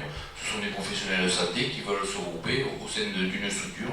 Alors, il y a une diététicienne, une kiné, une psychologue, une esthéticienne et un chirurgien. Voilà les 5 personnes que je connais aujourd'hui. Mais oui, alors l'esthéticienne, parce qu'on m'a expliqué que... Ah, c'est plastique. Oui, plastique par rapport aux cicatrices. Alors, je ne sais rien. Bon, voilà. Donc, ils cherchaient un terrain depuis un petit moment, local, et ils n'arrivaient pas à le trouver. Ils ont eu vent de ce lot-là, et on on leur a proposé donc au prix qui s'était vendu tous les lots de la ZEC de PRS à 17 € le mètre carré. Donc c'est pour ça que vous avez la somme de 32 000 €. Donc la cession de la... alors pas la dernière, alors il en reste, mais quasiment, enfin, ce qui concerne la ville, c'est la seule parcelle que la ville détenait à ZEC de PRS. Voilà, pas d'opposition pour cette vente terrain. Non, pas d'opposition, vous avez une demande, très bien. Simplement, la ville avait acheté il y a maintenant une dizaine d'années ce terrain pour un éventuel futur agrandissement de GES. C'était ça l'objet de l'achat. La commune avait acheté à la communauté de communes ce terrain pour dire si un jour GES doit avoir une extension possible, etc., ce sera bien d'avoir ce terrain. Et bien que là, ça veut dire que vous faites les passes dessus, il y a un projet qui existe, pas de problème. Puisque vous parlez de maison de santé, monsieur le maire. Non, j'ai bien dit que ça n'avait rien à voir avec une maison de santé, qu'il n'y ait pas d'ambiguïté. Il n'y a pas de... D'accord, il n'y a pas de... Mais je ne sais pas s'il faut le faire maintenant ou aux questions diverses, ça peut être raison. Je voulais vous parler de la maison de santé. D'accord. C'est bon, à l'unanimité, je vous remercie. Point 10, pareil, donc une session de lot, donc je l'avais parlé, on a fait un lot en novembre, mais on en a un nouveau lot, donc je vous en avais parlé qui était dans les tuyaux, mais il est allé un peu plus vite que prévu. Donc le 12e et le 13e lot, 14e, je ne sais plus exactement, il va en rester 9, si mes souvenirs sont bons, donc pour un montant de 33 768 € pour 804 mètres carrés. Voilà, pas d'opposition pour la vente de ce terrain. Très bien, et je vous l'avais annoncé, il y en a un troisième qui est dans les tuyaux. Voilà, je ne sais pas si ça ira aussi vite, mais on peut l'espérer. Très bien, et bien je laisse la parole à Marie pour finir au point 11 et 12. Le point 11, c'est la création d'un emploi d'agent non titulaire. Donc suite à l'absence d'un agent titulaire qui est en congé maladie, en l'occurrence M. Jérôme Muret, qui a eu un accident au travail. Donc je vous propose de créer un poste effectivement pour le remplacer, puisque son arrêt minimum sera quand même au moins de 3 mois pour lui.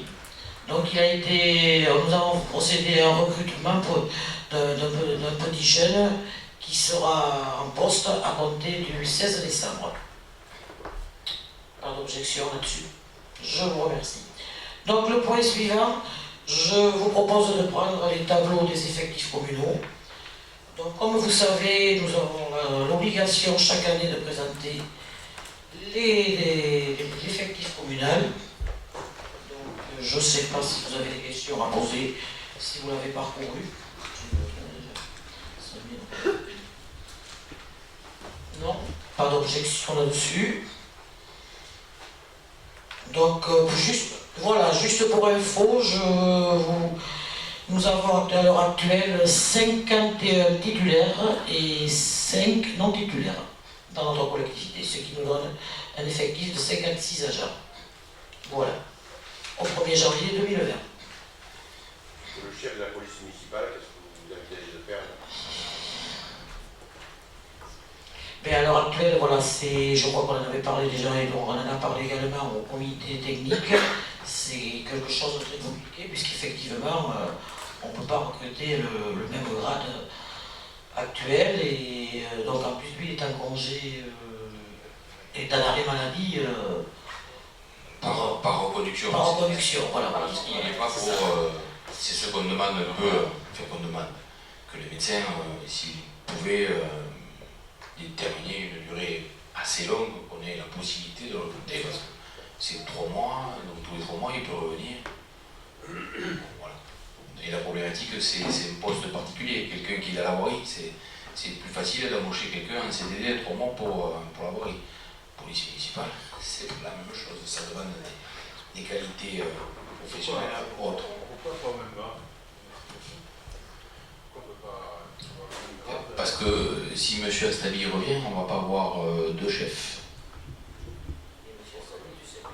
Le nombre de policiers, c'est pas Ah, mais qu'on étoffe peut-être, mais au même grade, si M. Astabi aurait 2 chefs, ce serait problématique.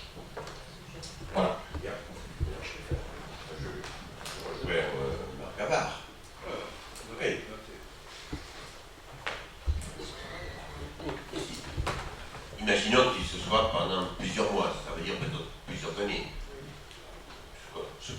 pas. On accordera tous là-dessus. Et donc vous allez attendre, je ne sais pas combien il est de la retraite, mais 4 ou 5 ans ou... Non, 2 ans. 2 ans, d'accord. C'est pour ça qu'il y a peut-être... Et est-ce qu'il ne faut pas qu'il y ait temporairement leur demande de police municipale? Ils ne sont pas le chef de police. Alors, on a eu dernièrement des personnes qui se sont manifestées dans un cadre contractuel. Ce qu'on ne croyait pas possible pourrait peut-être l'être. Une loi qui a été votée. Oui, c'est pas question de loi, c'est question d'avoir les personnes qui se présentent dessus. Vous avez dans les effectifs actuels quelqu'un qui a le grade. D'accord. Voilà. Hein? Oui, oui, j'ai entendu ça. J'ai entendu. Il y a un employé communal aujourd'hui qui peut officier. Très bien. Alors, donc nous ne sommes pas l'argument de dire ça ne se trouve pas comme ça. Ah non, non, non, on a reçu 2 candidatures autres. Donc voilà. Bon, donc oui, effectivement, je vous parle de procéder au vote. Est-ce qu'il y a des objections par rapport à ce tableau? Je vous remercie. Allez, 13e et dernier point, enfin dernier point avant les questions diverses. C'est la charte d'engagement donc, pour le réseau de proximité des finances publiques. On en a déjà parlé ici en conseil communautaire hier soir, donc pour l'ensemble quasiment tous, nous avons validé ce nouveau contrat par rapport aux finances publiques. Je le rappelle pour le grand principe, c'est que ce serait il serait là à partir de septembre 2020, il tiendrait une permanence à la mairie. Alors la mairie, ce serait où? Ce serait à la place, au niveau du CCAS. Donc pour les usagers, ça ne va pas gêner puisque vous avez bien compris que c'est la porte juste avant. Donc ça ne gênera personne. Donc ce sera on est parti sur le principe de demi-journée avec des prises de rendez-vous. Et les prises de rendez-vous pour le public seraient centralisées au niveau de la communauté commune, au niveau de la maison des services publics. C'est eux qui centraliseraient les appels et les prises de rendez-vous. Et donc la réception du public se ferait donc, dans les locaux de la mairie en bas au CCAS. Voilà, c'est la convention donc, qui est tripartite entre la communauté commune, la commune donc, et la DGFiP. Voilà, pas d'opposition sur cette charte. Je vous remercie. Allez, le dernier point, questions diverses. Alors, je vais d'abord, avant de vous laisser la parole, je vais laisser la parole à Claude. Il y a donc Jacques-Claude qui va vous faire, on vous l'a remis sur table, le bilan de la piscine 2019. Je vais juste faire le point sur les travaux des vannes dans la minute. Je vous ai annoncé que les travaux seraient terminés vers le 15 décembre et ce n'est pas possible puisqu'il y aura un délai beaucoup plus long. Ce sera certainement vers le 15 février au plus tôt. Alors ce chantier est très complexe pour une simple raison, c'est que on s'est aperçu que quand on a fermé le canal en amont des vannes, c'était en très mauvais état. Les berges étaient en très mauvais état, on savait qu'il fallait la renforcer, mais c'était pire que ce qu'on pouvait penser, et c'était très difficile de savoir, puisque bien sûr, c'était sous 1 mètre d'eau. Je dois saluer l'aide précieuse et l'implication de Hubert Rousseau et Philippe Pellarini qui ont suivi ce chantier jour par jour, parce qu'il fallait en permanence surveiller les travaux, puisque c'est une fois que ce sera fini, ce sera sous l'eau, on verra rien. Donc voilà, donc les vannes elles-mêmes, il y avait beaucoup de... disons, elles étaient rongées par l'eau, elles étaient percées. Donc après, il y avait beaucoup d'échanges entre le bureau d'études de l'entreprise pour valider beaucoup de points. Et jusqu'à 12 mails par jour, quelquefois, puisqu'il fallait valider le vérin, les vannes, la fixation au sol, la drone. Enfin, je ne sais pas si j'avais mis quelques dossiers pour les membres de la commission environnement, je ne sais pas si vous avez vu, et notamment Jérôme. Un dossier très technique. Voilà.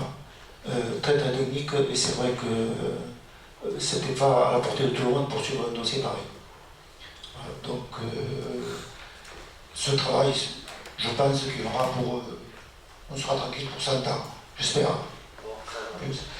Vous pouvez y aller parce que là les travaux sont arrêtés, les vannes sont en fabrication, donc il faut attendre qu'elles soient fabriquées pour les poser. surtout, laissez la voiture au bout du chemin et amenez-vous les boîtes, parce que c'est la gadoue. Voilà. Pour ceux qui aiment l'histoire, sur l'arche qui supporte les vannes, il y a, sur la pierre de clé de voûte, il y a une date qui est 1778. Alors si vous voulez faire des recherches, vous amusez. Voilà. Moi j'en ai terminé.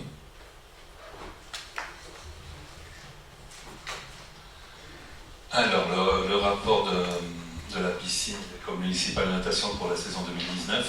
Donc, on vous a fait passer tout ce laïus. Il y a des conclusions un peu amenées par notre nouveau responsable du service des sports. Donc, je ne vais pas tout reprendre. Juste quelques points. Donc, il y a une baisse d'inscription notable cette année dans l'école de municipale de natation.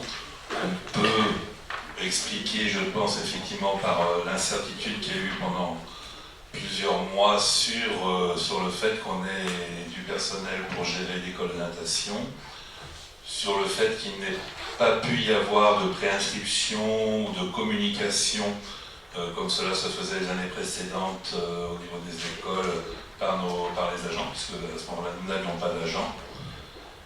Donc c'est vrai qu'en général, il y a des préinscriptions et même des inscriptions qui commençaient dès le mois de mars. Là, ça a pu commencer que mi-mai. Donc peut-être que certaines personnes avaient déjà pris des engagements sur d'autres piscines. Ensuite, au niveau des cours d'aquagym, d'aquabike, l'aquabike a repris un petit peu par rapport à l'année précédente. L'aquagym stagne, mais on se plaint des entrées quand on a des étés pluvieux ou froids, mais visiblement la canicule n'est pas beaucoup mieux pour l'activité piscine, puisque là en aquagym on avait des cours entre midi et 2, en pleine chaleur, les gens n'y ont pas adhéré. Et même pour le public, visiblement, quand il fait trop chaud, les gens restaient plutôt chez eux au frais, s'ils arrivaient à en avoir. Voilà, là, donc des résultats financiers inférieurs à ceux de l'année précédente. Là-dessus, il faut ajouter deux cambriolages au niveau de la piscine début juillet. Un premier où là il y a vraiment eu un préjudice financier puisqu'il y a eu 1500 € qui ont été volés. La deuxième effraction, c'était une paire de lunettes de soleil, donc ça n'a pas impacté les comptes.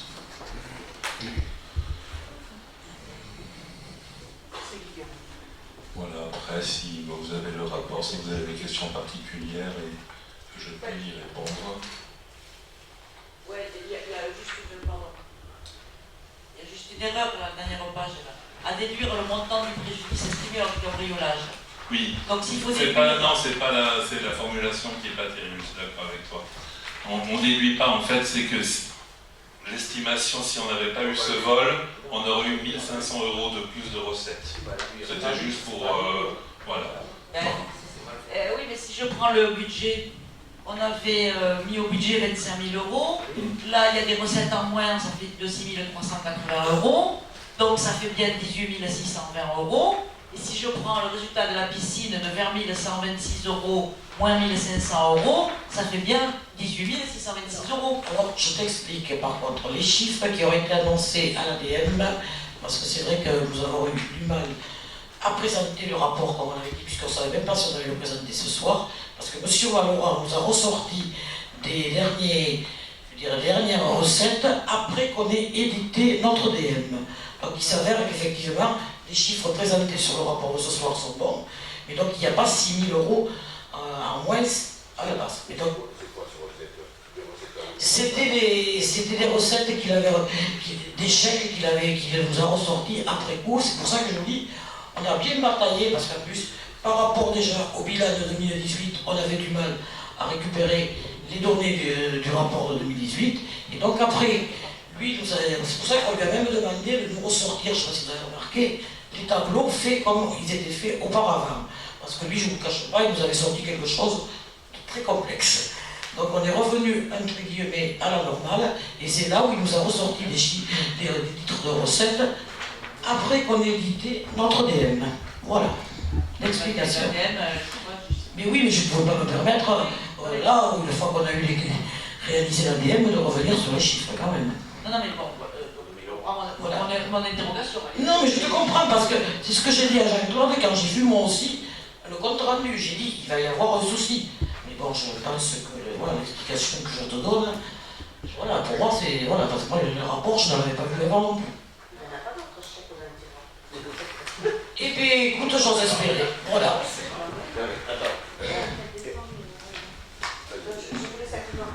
Les vols, là, c'est un journée pendant que. C'est la nuit? Et le jour, il y a eu la. Mais la nuit, alors la caisse reste à la piscine? Mais ça, c'est pas cette année, je peux te dire. Non, non, c'était de très longtemps. D'accord.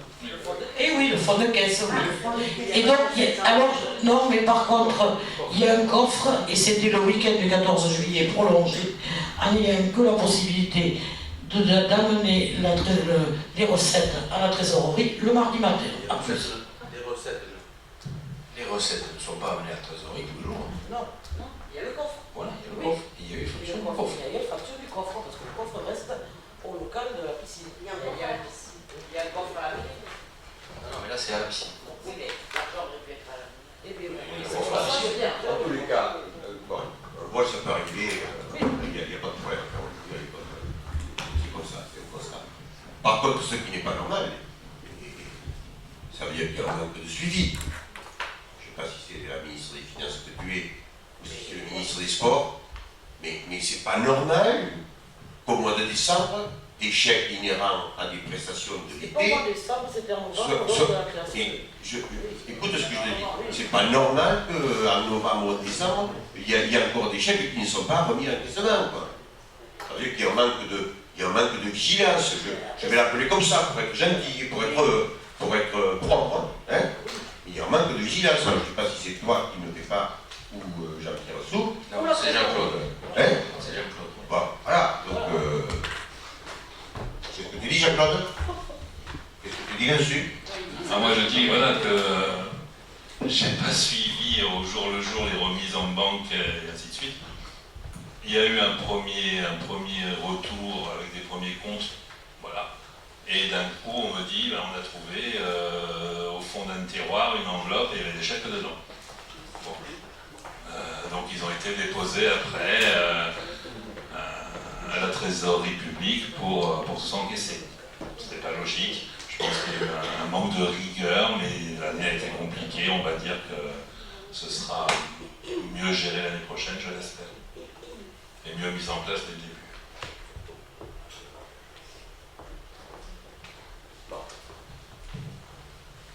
Très bien, mais s'il n'y a pas de questions sur ce dossier. Oui, c'est l'expression. Donc très bien, s'il n'y a pas d'autres questions sur ce dossier, puis si vous avez des questions diverses, c'est le moment. Vincent peut-être. Oui, je voulais juste vous faire un petit point par rapport aux travaux et notamment à la rue Méritane. J'aurais aimé ce soir vous annoncer que tous les enrobés seraient finis, mais il nous a manqué une demi-journée due aux intempéries pour pouvoir faire les enrobés. Et donc les enrobés vont se faire. Alors le chef de chantier que j'ai eu tout à l'heure au téléphone me dit que demain et après-demain, les intempéries vont faire que les travaux ne vont pas pouvoir se faire. Donc ça va être reporté en début de semaine prochaine, sachant que le 17, donc c'est mardi soir, la centrale d'enrobés ferme. Donc il ne nous reste plus que lundi, mardi pour finir les enrobés. Il nous faut une demi-journée de travaux pour pouvoir les finir. Donc on peut espérer que dans ce pas de tir, on va trouver quand même une demi-journée pour arriver à finir. Lundi, c'est bon. Et de fait, le fait boule de neige, c'est que pour la rue de la Châtaigneraie, qui devait se faire par la même entreprise en suivant de ces enrobés-là, eh bien, il leur faut aussi une bonne journée pour le faire. Si jamais la centrale a fermé avant qu'ils arrivent sur le chantier, eh bien, ça va être problématique. Voilà. Donc, non, elle ferme, officiellement elle ferme 1 mois, mais en fonction des températures, elle peut ouvrir au 15 janvier, mais elle ne rouvrira qu'en février, voire peut-être mi-février. On verra. Alors, Vincent, pour reprendre ce que je dis la dernière fois, j'ai continué à passer en sens interdit. Et donc je confirme maintenant que les travaux sont pratiquement finis, qu'on a du mal à se croiser à certains endroits. Et cette semaine, alors le stationnement, je ne te raconte pas, parce qu'il y avait une dizaine de voitures qui étaient déjà garées sur les trottoirs. Donc c'est ce qui va se passer sûrement tout le temps. Alors, déjà, il va falloir compter un peu sur le civisme des gens. Oui, mais là, ce qui est compliqué. Quand ça sera fini, donc il y aura des traces au sol avec des emplacements de parking. Donc les gens auront l'autorisation de se garer aux emplacements définis. Après, quand ils se garent sur un trottoir, c'est interdit. S'il faut faire intervenir la police, mais pourquoi pas. Mais bon, il faudra trouver une solution pour pas que les gens soient... Enfin, qu'il y ait de l'incivisme. Donc ça, l'incivisme des gens, je ne vais pas me mettre responsable de l'incivisme des gens. Après, au niveau de la voirie a été faite en fonction de faire ralentir la circulation. Donc, tu peux trouver que c'est un peu étroit par endroit, mais c'est volontairement fait pour faire ralentir la circulation. Mais il y a largement la place de se croiser à 2 voitures sur la partie à double sens. Et la partie à sens unique, elle est suffisamment large pour qu'un véhicule puisse circuler normalement. Je parle sur la partie en double sens, et il y a des endroits où tu es obligé de te mettre donc par côté et à la limite là où doivent se garer les voitures pour laisser passer l'autre. Ça m'est arrivé. Et bon, il n'y avait pas de voiture à ce moment-là garée là, mais il y aurait eu des voitures. Non, en fait, là je te rejoins pas parce qu'aux emplacements réservés aux voitures, il y aura largement la place de... Bon, mais écoute, j'y passe quand même si c'est en interdit, j'y reviens. J'y passe tous les jours. Bon. Donc on verra quand les traces au sol seront. Parce qu'en fait, aujourd'hui, tu penses qu'il y a des endroits où c'est possibilité de se garer, mais c'est pas des endroits où on peut se garer. Enfin, voilà. Je pense que c'est là où tu te trouves. J'ai une proposition à faire. Oui. J'ai une proposition à faire. On ne va pas vous demander de monter tous les deux dans la même voiture. Si, on peut, hein. Non, on peut la faire, oui. Oui. Non, mais ceux qu'on est du pion. On ne va pas vous demander. Je ne vous suggère pas, pour vérifier tout ceci, que vous soyez dans la même voiture. Mais essayez de mener une expérimentation pour vous croiser. Vous avez le camion de Vincent Voilà. Oui, justement. Pour vous croiser, faites un test, quoi, et puis, pour voir qui c'est qui a le procès. C'est faisable. Non, mais après, avec Paulette, on peut monter dans la même voiture parce qu'elle me connaît depuis que je suis enfant, donc il y a longtemps que. Non, je ne sais pas dire ça. Bon, passez toutes ces considérations. On était enfants ensemble, alors peut-être. Si vous avez des questions, allez-y. Ouais, moi je voudrais intervenir sur la rue de la Châtaigneraie. Elle n'est pas goudronnée. Mais le printemps va arriver, puis l'été, il n'y a plus d'ombre. Parce qu'il a fallu faire, je sais pas, sans prévenir personne, alors qu'il ne gênait pas du tout. 3 magnifiques chênes en pleine vigueur dans la force de l'âge, qui poussaient magnifiquement bien, ont été coupés à 10 cm du sol, d'un coup de tronçonneuse, un matin. Je trouve ça fort dommage pour une municipalité qui nous crient de tous les côtés qu'ils préservent les arbres et qu'ils replantent des arbres, et qu'on ne coupe que des arbres quand ils sont vieux, là où qui gêne vraiment, je suis désolé. Il y avait fait un esclandre pour le Manoria. Voilà. C'était des chênes, donc les racines des chênes sont des racines non traçantes mais qui descendent, donc qui ne gênent absolument pas les futures voiries ni rien où il y en a vraiment pour attendre qu'ils soient centenaires. Donc d'ici là, je pense qu'on a le temps. Et donc je ne comprends pas pourquoi 3 magnifiques arbres. Alors je vais modérer mon propos en disant peut-être qu'il y en avait un qui était un peu plus au bord et qui avait des canalisations de gaz, je le sais, et les bordures au trottoir. À la limite, un, c'est-à-dire celui qui était entre les deux autres, peut-être il fallait peut-être le couper. Et encore, c'était pas obligatoire. Mais là, couper les 3, je trouve ça désespérant. Voilà. Non, ils étaient absolument pas au milieu de la route, puisqu'ils existent depuis. C'est des chênes qui ont 25 ans, qui étaient magnifiques, qui avaient poussé très bien et qui continuent à pousser. Effectivement. Donc, évidemment, on va me dire qu'il fallait les couper. Voilà, ils étaient vraiment très près de la chaussée, comme tu as pu voir. Hein, on a coupé les racines. Quand on a coupé les racines, le trottoir passait au ras. Ces arbres étaient très hauts, ils étaient jolis, solides, d'accord. Mais dans 10 ans, ils seraient comment, ces arbres? Ils sont tellement hauts. De l'ombre. Oui, enfin. Ils en faisaient, ils auraient continué à en faire. Moi, je sais non, que. il n'y a pas d'excuse là, je suis désolé. Je suis Moi, scandalisé qu'on coupe des arbres. Pour ma part, moi, j'ai recueilli les doléances de certaines personnes qui me disaient qu'ils avaient beaucoup trop de feuilles et que c'est des arbres gênés. Oh là là là là. Mais alors, si vous partez là-dedans, ça va être grave quand même. Parce que moi, j'en ai entendu d'autres qui m'ont dit ah ben il y a les feuilles des arbres de la rue qui vont dans mon jardin, je ramasse les feuilles, donc coupez les arbres. Alors tu vas couper tous les arbres de la ville dans ce cas-là. Donc franchement, c'est une réponse, Claude, qui est franchement nulle. Voilà. Non. Je te dis. Ah non, mais là, franchement, oui, je m'énerve quand on coupe un arbre, car c'est pas justifié. Non, mais ces arbres étaient beaucoup trop grands. Tu étais un peu moins énervé quand vous allez couper.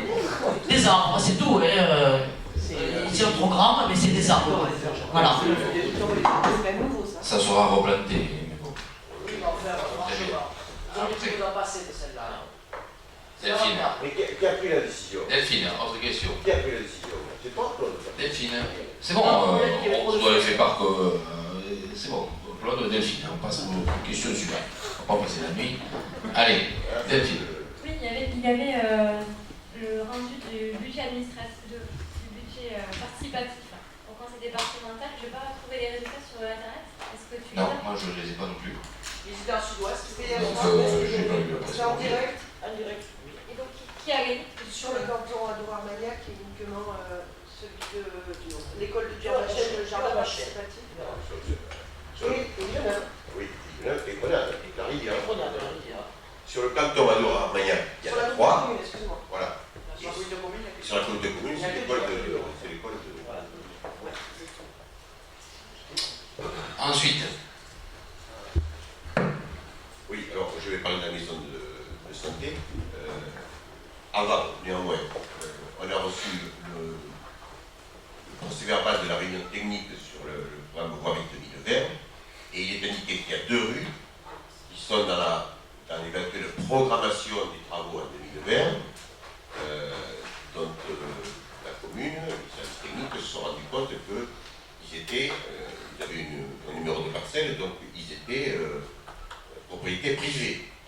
Donc ce que l'on a décidé ce soir pour la rue Saint-Blanca, moi je vous demande de régulariser lors d'un prochain conseil municipal. Je crois que c'est la rue Marcel Mémy, Val de la Dour, je crois. Non, il faut que vous preniez contact avec le propriétaire. Je finis. Il y a un propriétaire. Donc, je vous suggère de faire le point dès maintenant pour qu'on régularise cette situation, surtout si on doit envisager des travaux. Sur la maison de santé, j'ai lu les derniers articles du bulletin municipal. Ce que j'ai du mal à supporter, c'est que sur la page Facebook de la commune, vous parlez de la maison de santé sans à aucun moment spécifier que la communauté de commune va faire 1,2 million de travaux. Vous parlez ce que c'est que la maison de santé, à quoi ça va servir, etc. Mais ça vous dérange tant que ça vous fait mal à ce point de dire, voilà, il y a un projet. Moi, je n'ai jamais de retenue pour dire, le projet médical, c'est pas l'affaire de la communauté de communes, c'est l'affaire des professionnels de santé, et que sur la base de ce projet de santé, la communauté de communes va investir 1,2 million. Mais ça vous gêne à ce point de ne pas indiquer ça? Mais vraiment, alors est-ce que c'est vous? Est-ce que c'est votre chargé de communication? Auquel cas il faudrait le recadrer. Pourquoi cette volonté de ne pas présenter les choses naturellement et simplement? Bien, bon, d'abord, je recadre qui je veux, quand je veux. Vous allez vous m'expliquer ce que je dois faire en la matière. Ça, c'est le premier. Moi, j'ai l'exercice de vous dire les choses. C'est le premier. Le point sur la maison de santé, je crois que dans le dernier journal municipal, on a bien spécifié que c'était... Je vous parle de la présentation du site de la commune. Monsieur Caléchou, Donc, on n'aurait pas à côté. Je n'ai pas fini la phrase. Donc, dans le journal municipal, on en parlait dans le ministère, et on a bien spécifié que le rôle entier, plein et compétent de la communauté commune en la matière, et que sur Facebook, c'était sur le fonctionnement de la maison de santé, sans savoir à quel lieu il était, qui payait, qui faisait quoi. C'était juste pour donner une information aux usagers sur le fonctionnement. C'était tout. Voilà. Et donc, on a prouvé qu'on n'a pas à cacher quoi que ce soit, puisque dans le journal municipal, c'est marqué clairement. Voilà. C'est mesquin. C'est mesquin. Très bien. D'autres questions? Non? Écoutez, avant de clôturer, juste, c'est le dernier conseil de l'année, donc je me permets de vous souhaiter de bonnes fêtes d'année, avec vos familles, avec vos amis. On se retrouvera donc pour les vœux de la municipalité qui ont lieu c'est le samedi 11 à 19h, donc au centre d'animation. Voilà, mais il y a la feuille qui passe, vous devez la signer. Mesdames, Messieurs, je vous souhaite une bonne soirée et de bonnes fêtes de fin d'année. Merci.